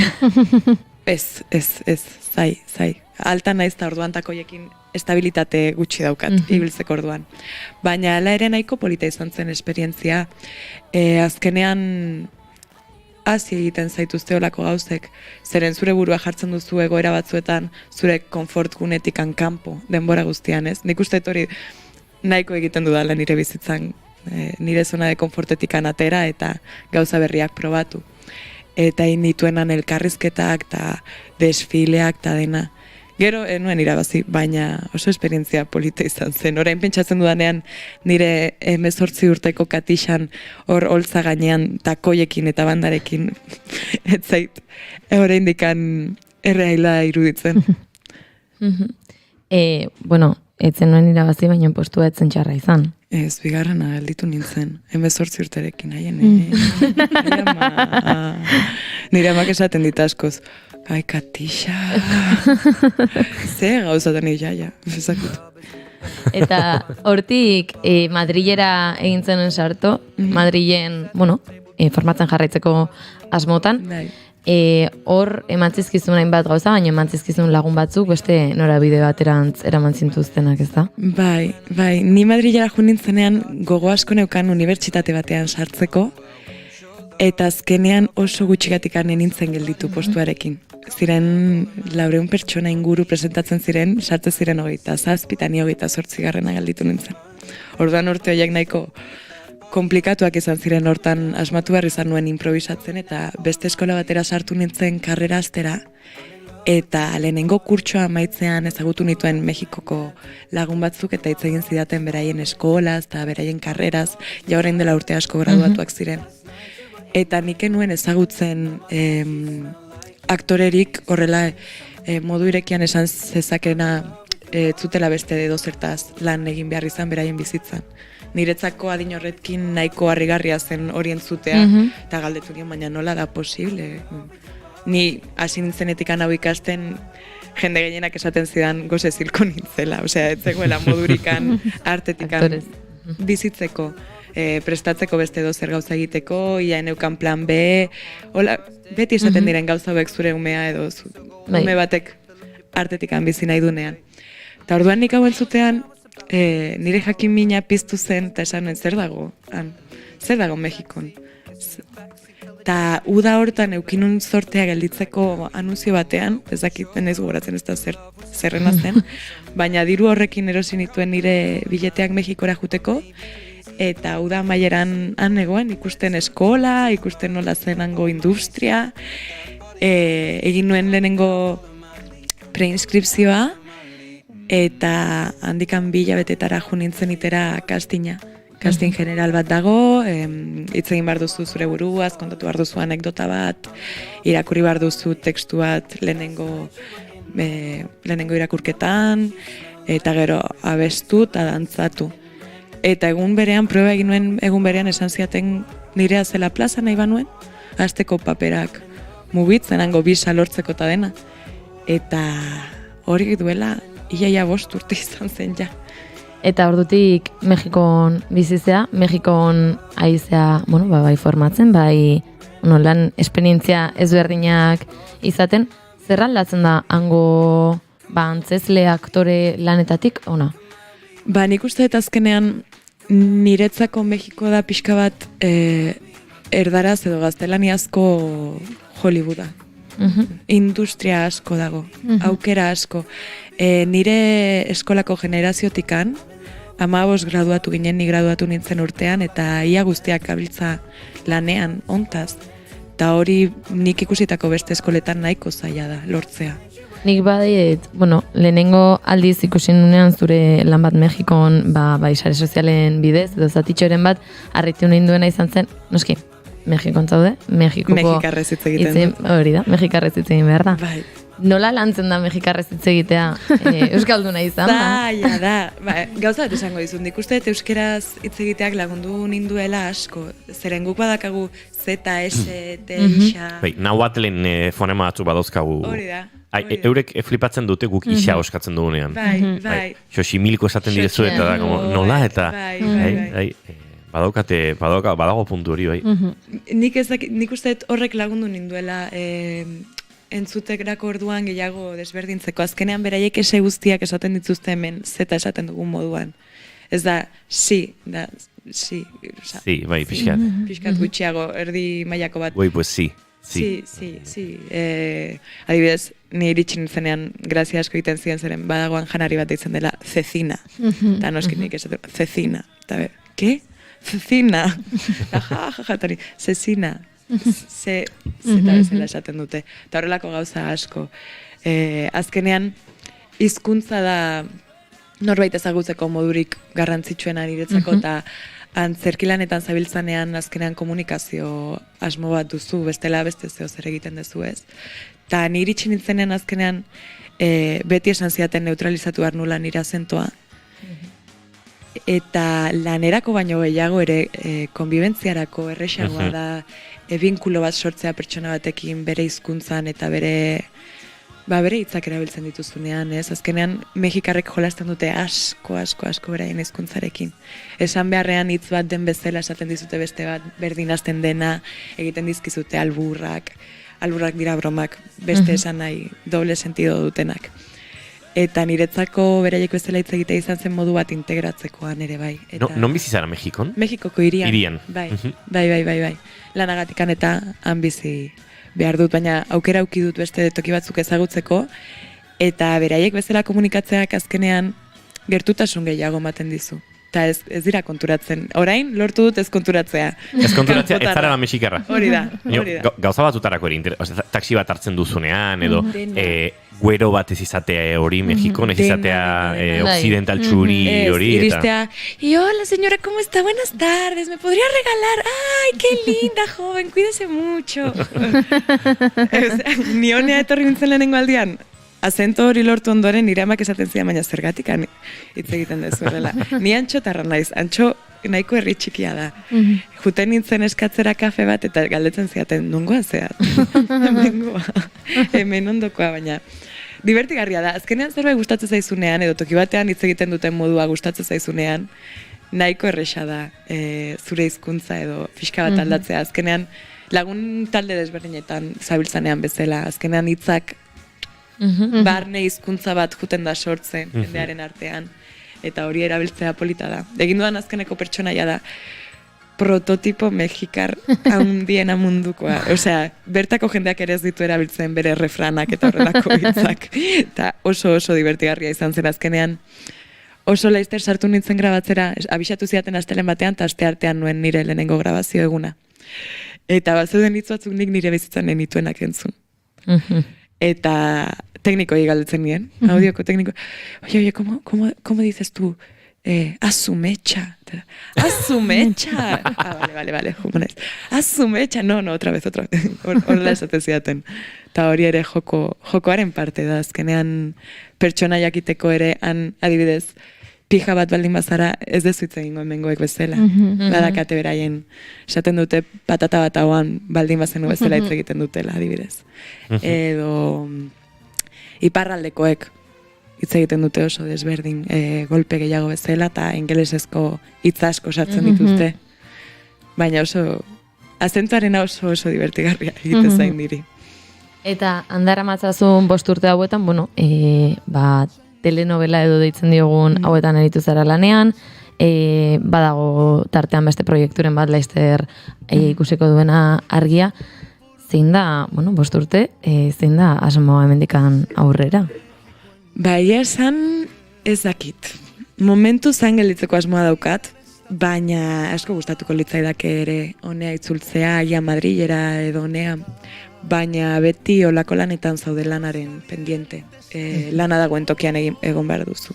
Nik uste dut norbaitek daukanean txikitatikan horrelako amets bat, ezin dezula zure bizitza beste zeo zerren inguruan antolatu. Beti egon bartzara zure buruarekin irekita eta pixka bat lortu behar duzu kontrolatzea ansietatea hau jakitean azeingo dezun edo non egongo zean urren urtean edo ze improvisatu, bizitza, gutxinaka eta zuk zure buruare sorprenditu pasatzen diren gauzekin.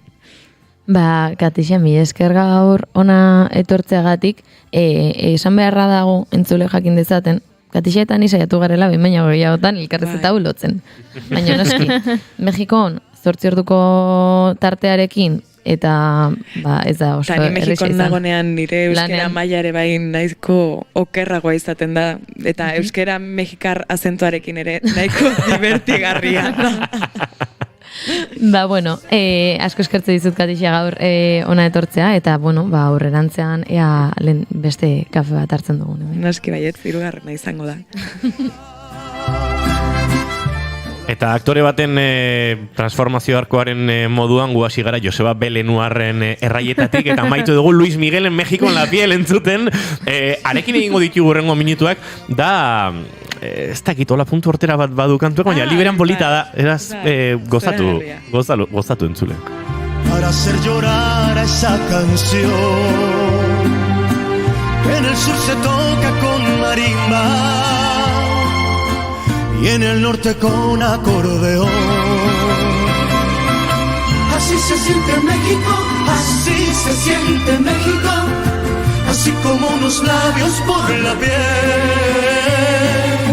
Así te envuelve México, así te sabe México, así se lleva México en la piel.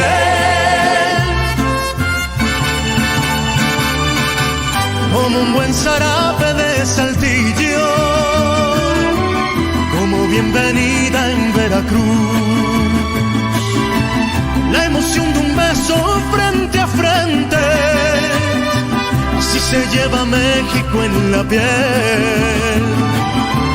Como contemplar el mar Caribe, descubrir un bello amanecer, tener la fresca brisa de Morelia, la luna acariciando a una mujer. Así se siente México, así se siente México, así como unos labios por la piel. Así te envuelve México, así te sabe México, así se lleva México en la piel.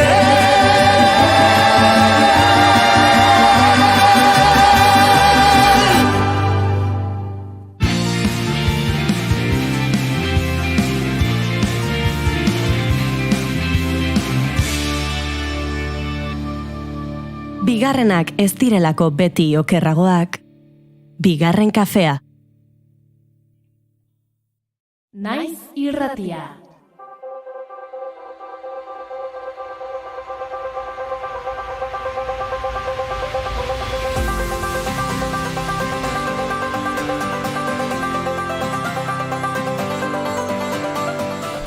Ongi etorri entzuleok, ongi etorrek izan zaiteztela Xaxamixaren bigarren demoraldiko bigarren saio honetara.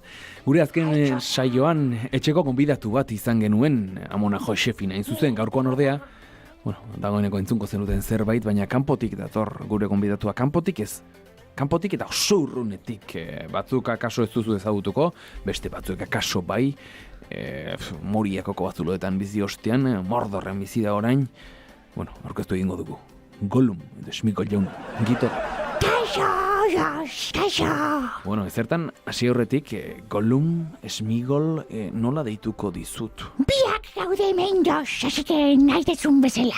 Gollum. Ara, hemen da, Golum. Hemen da, agertu da, oso ondo. Norekin ari nahizu, orain biotatik? Smigol jauna, Jos, baina Golumekin entzuten zaitu. Jos, hartaburua. Ui, barkatu, Jos. Golum izan da. Lasai, Smigol, lasai. Kusten dudanez, zaila izango da, bi pertsona gorputz berean sartzea, ez da? Nolako harremana duzu bion artean? Zurizia sola zaizu. Lasai, Golum. Kuriositatez, jakin minak, butzatu naguri galdetzera, besterik ez? Bai, barkatu, Jos, ezin kaso, Golumi. Barreman hona dakau, batzutan ikustezu pizkate, burua jute zaio, baino pertsona hona da. Ikusten dut, bai, Smigol. Ez dut inolako zalantzarik. Beraz, aipatu duzu, harreman ona duzu, galdetu nahi zutera berean, naiz irratiko Donostiko estudioan zaude, nola etorri zara Mordorretik?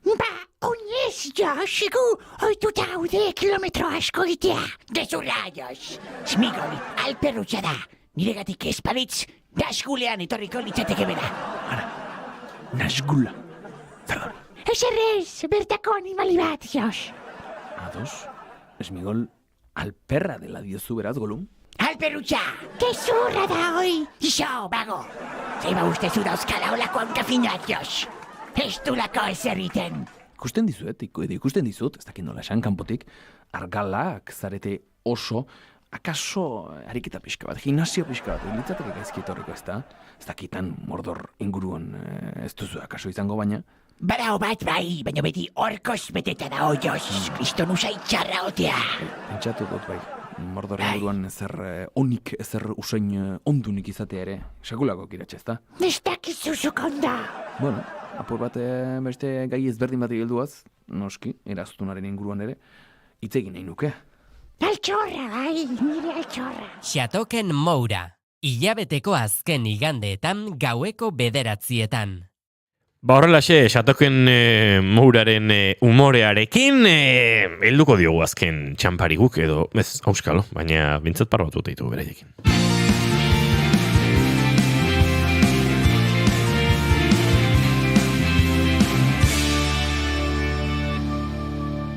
Bigarrenak ez direlako beti okerragoak, bigarren kafea.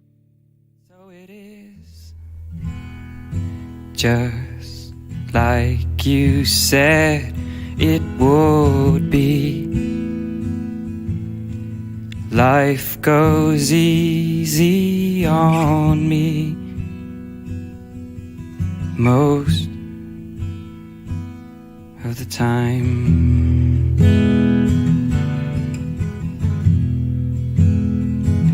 And so it is. Ingenieriek robot hiperrealistak sortu zituzten eta pornografian bilakatu zen.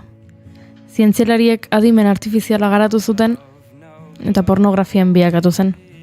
Amek komunitateak sortu zituzten euren aurrentzako esnea nahikoa ekoizten ez zutenek esnea eduki zezaten. Eta ez eta asmatu. Pornografian bilakatu zen. I can't take my eyes off of you.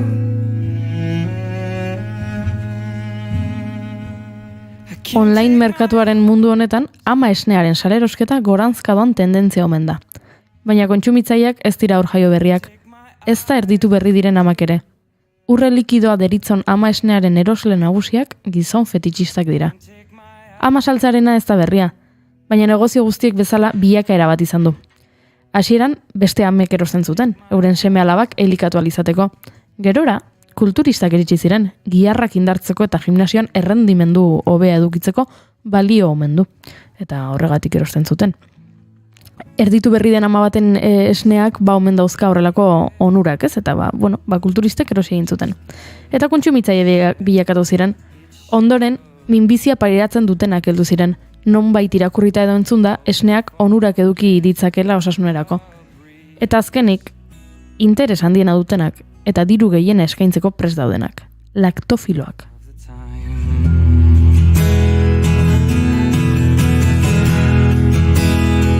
And so it is. Ezagutzen zenuten kontzeptu hau? Laktofilo izatearena edo laktofilia edo... Nik ez. Nik ez daren. Entzun. Ama esnearekiko fetitxismoa duten gizonak dira laktofiloak. Bere fantasia sexuala amaren esnearekin lotuta dago. Emakume baten esnea edanez edo zuzenean bularretik xurgatuz kizikatzen dira. Naiz eta askok izkutuan daramaten fantasia sexual hori, parafilia honek tabu izateari utzi dio eta asko interneten sustatzen den talde ofizialetan biltzen dira. Ez ditut izenak esango, hasieran pentsatzen nuen izenak esatea, baino nahiago dut ez egitea publizitatea horrelako webgunei. Beraz, bi aipatuko ditut, lehenengoa ingelesezkoa da eta bigarrena gaztelaniaz. Orduan, banatzeko ulertzeko zein den zein horrela. Lehenengoa ingelesez, bigarrena gaztelaniaz. Ingelesezko plataforman 10.000 iragarki baino gehiago daude eta guztira 30.000 litro salgai.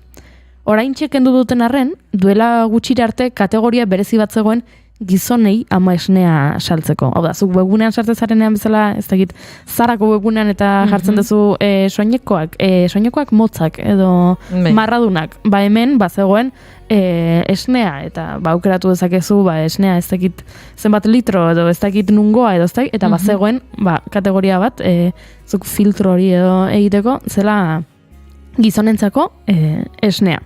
Eta nola ez, emaitza gehien jasotzen zituen kategoria zen.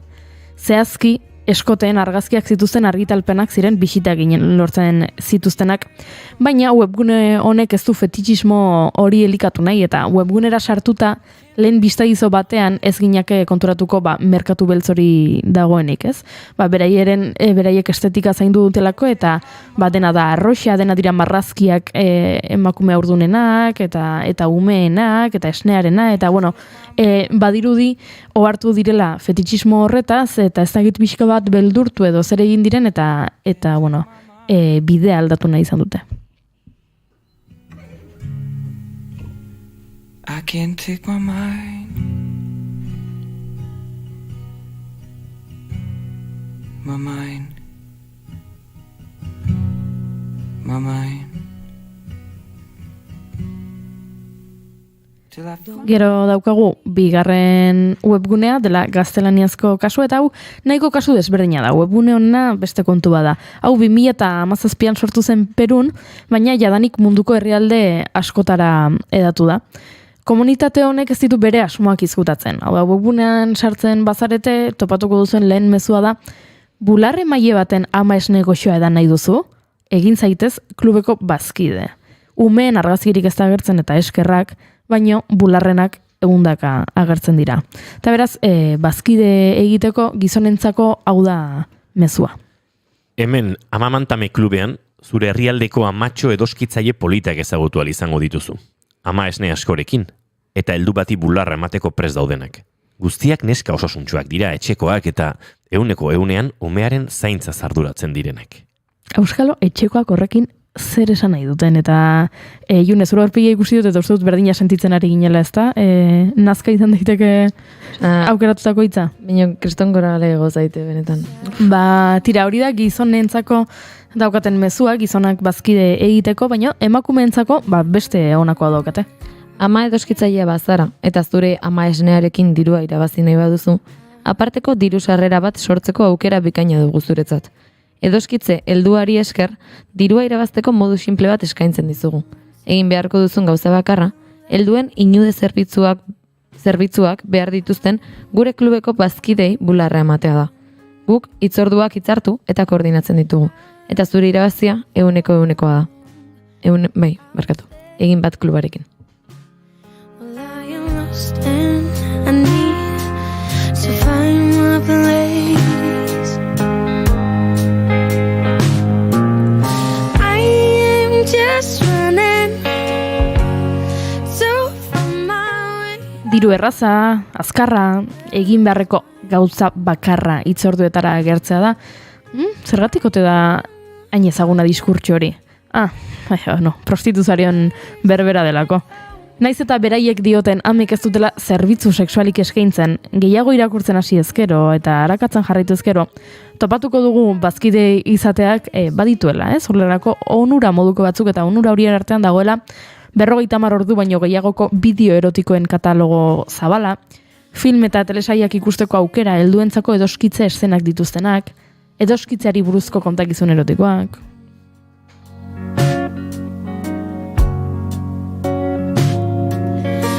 pushing myself as hard as I can and keep on falling.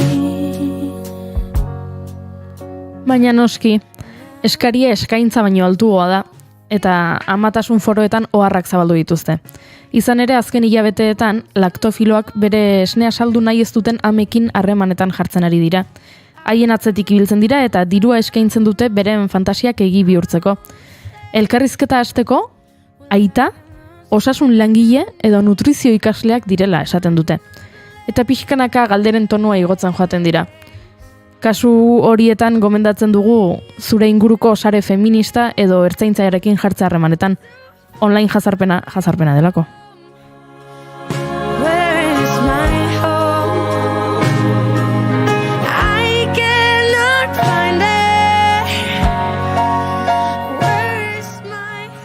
Gainera dituek argi utzi dute. Arriskutsua da. Ez dago legeztatuta eta beraz ez daude segurtasun neurriak. Aztertu gabeko esneak, bakterioak, drogak eta virus kaltegarriak izan ditzake. Erresuma Batuan, Journal of the Royal Society of Medicine aldizkarian argitaratutako editorialean, medikueko hartarazit zuten ez dagoela modurik esateko erositako urre likido horrek sifilisa, giba, B edo C hepatitisa edo beste bakterio kaltegarri batzuk dituen, sanitizatu gabeko ekipoak erabiltzagatik, eta edatea bereziki arriskutsua izan daitekeela sistema immunologiko ahulak dituztenentzat. Era berean medikuek azpimarratu zuten arriskuek onura potentzial guztiak gainditzen dituztela. Balizko erosleek jakin beharko dute ikerketa zientifiko batek ere ez duela frogatu helduek zuzenean giza esnea kontsumitzeak placebo efektua baino zerbait gehiago eskaintzen duenik. Eta beraz, arriskutsua da eta ez dauzka hainbesteko onurak, beraz. Zerosi.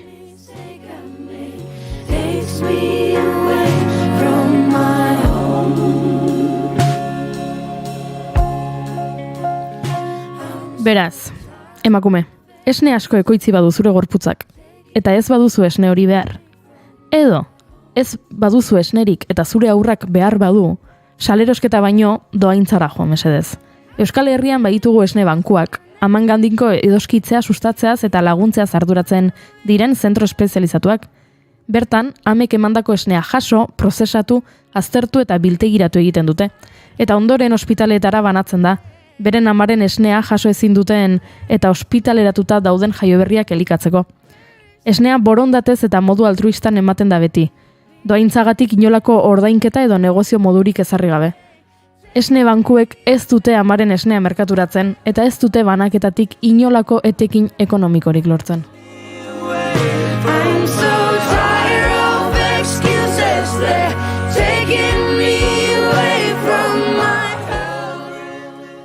Ezagutzen zenituen? Zenituzten?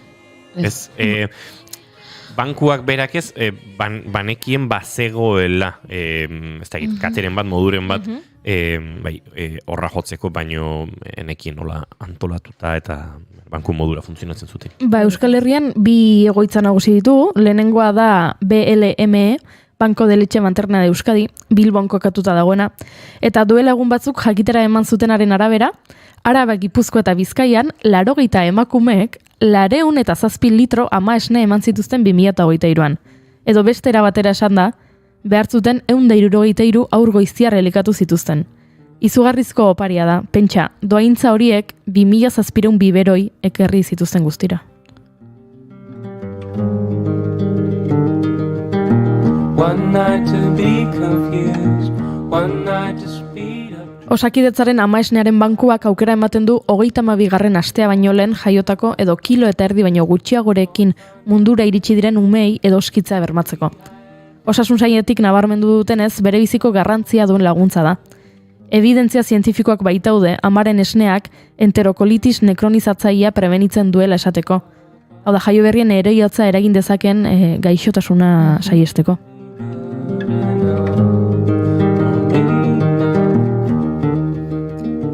Gaur egun 11 puntu daude gaituta Araba, Gipuzkoa eta Bizkaian ama esnearen donazioak jasotzeko. Gurutzetako, Txagorritxuko, Donostiako eta Urdulizko ospitalea, Transfusio eta Giza Eunen Euskal Zentroa, TGEZ, Galdakao Sansoloko ospitalea, Durangoko Olagibelgo Etxaniz eta Arrasateko ambulatorioak, Gernikako ospitalean gaitutako puntu berria, eta TGSZ-ak Donostian eta Bilbon dituen egoitzak.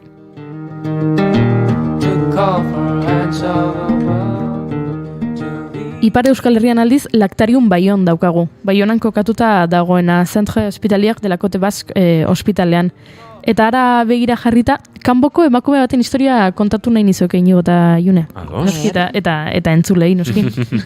2022an, kanbon bizi den Flavia Dubauk, 300 litro esne eman zituen doaintzan. Eta txalo guztiak merezi ditu, sekulako eskasia dagoelako Ipar Euskal Herrian. Pentsa, hainbestekoa da esne falta, laktariumetako langileek ume aulenen artean hautapen bat egin behar dutelako, batzuei esne industriala emateko eta bestei amaren esnea, hain gutxi dagoelako. Beraz, Flavia egiten ari dena superheroi batek egingo lukeena da. Eskerrik asko Flavia, hemendik eta zorionak.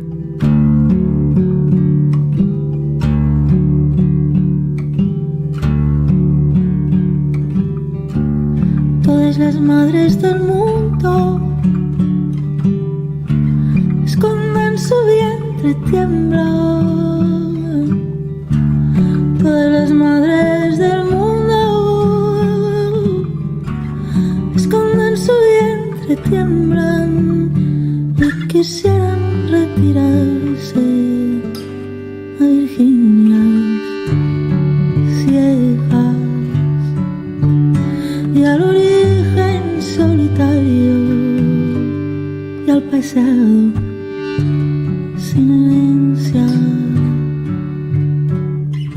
pálida y sobrecogida, la virginidad se queda. El mar tiene sed y tiene sed de ser agua a la tierra, y el mar tiene sed.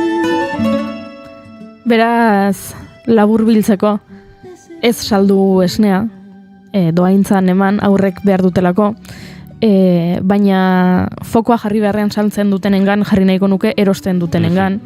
Ez erosi esnea, hemen askotan hitz egin dugu, fantasia sexualak eta parafiliak eta horrelakoak aipatu ditugu, baina sortzen ari den merkatu beltzau, geroz eta ospe handiagoa eta gorantza doan tendentzia hau ez zaigu gustatzen eta tira, aurren elikagaiarekin ez jolastu mesedez.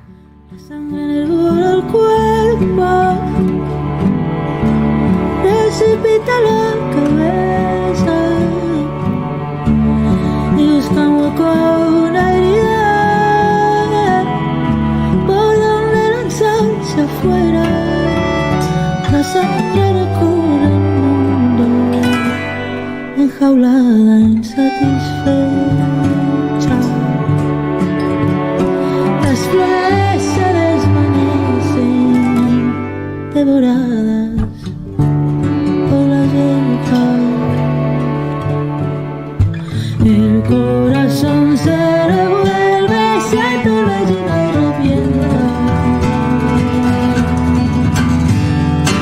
Arroja contra los ojos súbitas espumas negras.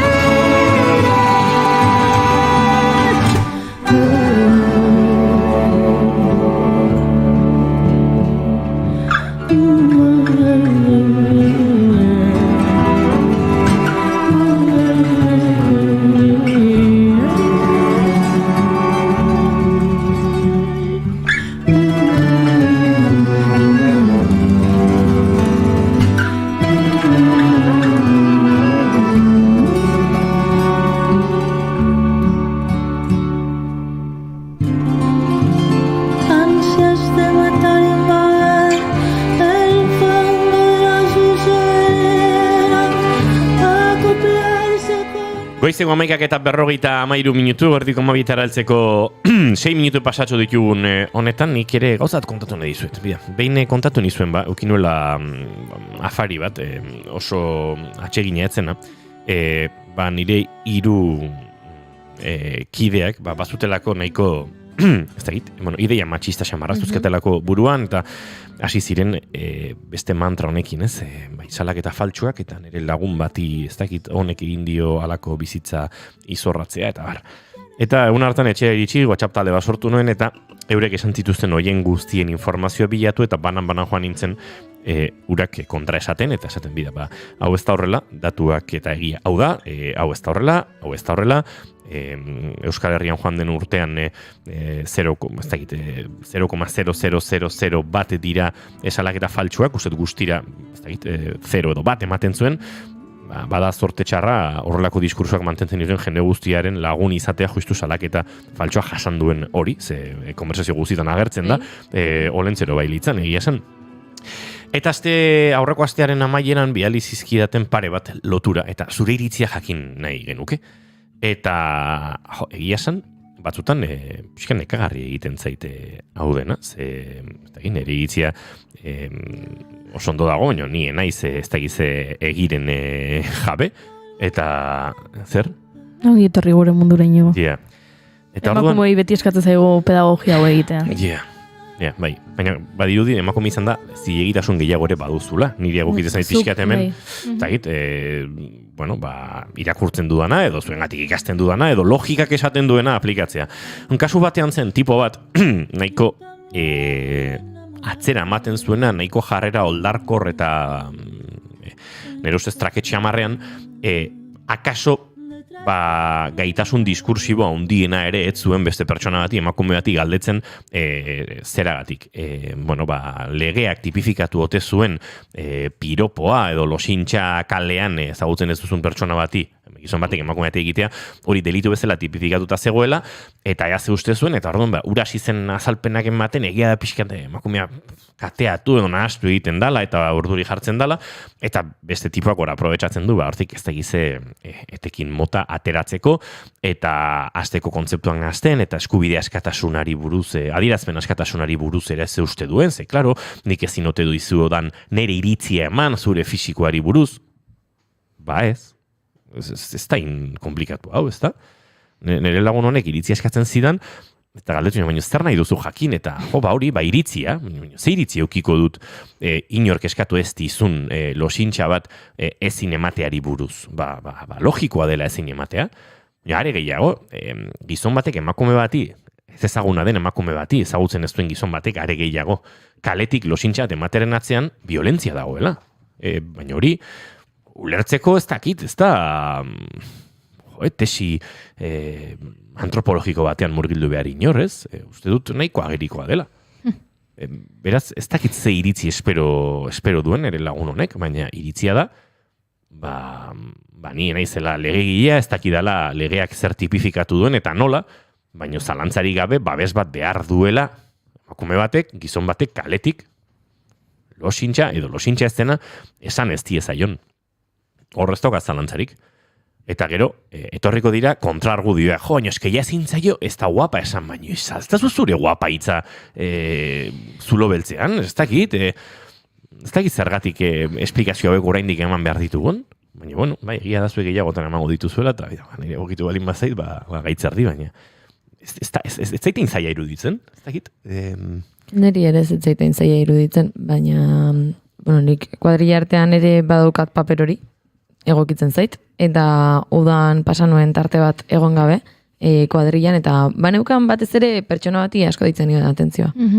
Eta pixkanaka joan da bea ere konturatzen, eta udara eta gero bueltatu nintzenean kuadrillaren gana lehenengo egun horretan, gogoratzen naiz berak esan zidala, Junez dakizu zen banda beritzen den ez zarela egon. Eta beak hori esatea iruditzalan eri, behintzat zuregan egin du zerbait, eta badago pertsona bat kuadrillara berriki bueltatu dena, denbora bat ezkanpoan egon delako, eta asko nabaritzen da ez dela gurekin askotan egon. Eta botatzen ditu komentario asko, eta lehen nire falta nabaritzen zela esan zidanak askotan begiratzen dit, edo zer botatzen duenean, baino ez dira usartzen, atentzioa ditzea. Niretzat kontua asko zerrexagoa da, zure lagun honek beste hainbatek bezala ez dute ulertzen. Naiz eta zuk zantzen, errexa da ulertzea, hau jazarpena izan daitekela edo ez dela beharrezkoa, Badaki, pertsona horrek badaki. Pertsona horrek ulertzen du. Ez dio nahi privilegio horri uko egin. Hori da. Ez du privilegio hori baztertu nahi, ez dio horri uko egin nahi, baina badaki. Eta argudiatzen saiatzen denean badaki, berak zer argudiatzen duen. Berak eskubide hori eduki nahi duenean, esateko guapa kaletik, beste eskubide askoz gehiago nahi ditu. Eta guapa horren atzean izkutatzen ditu. Baina ez da zaila ulertzen, eta eske ulertzen dute. Ez dute ulertuarena egin nahi, baina ulertzen dute. Litekena da bai. Eta litekenarekin agurtuko dugu gaurko saioa. Bihar gehiago goizeko 10:05 hementsi izango gara, orain informazioaren zatxan da bigarren kafean. June Romatiti barguren datorren astelener arte. Astelener arte. Eta zuri goiuri bihar arte. Bihar arte. Aio.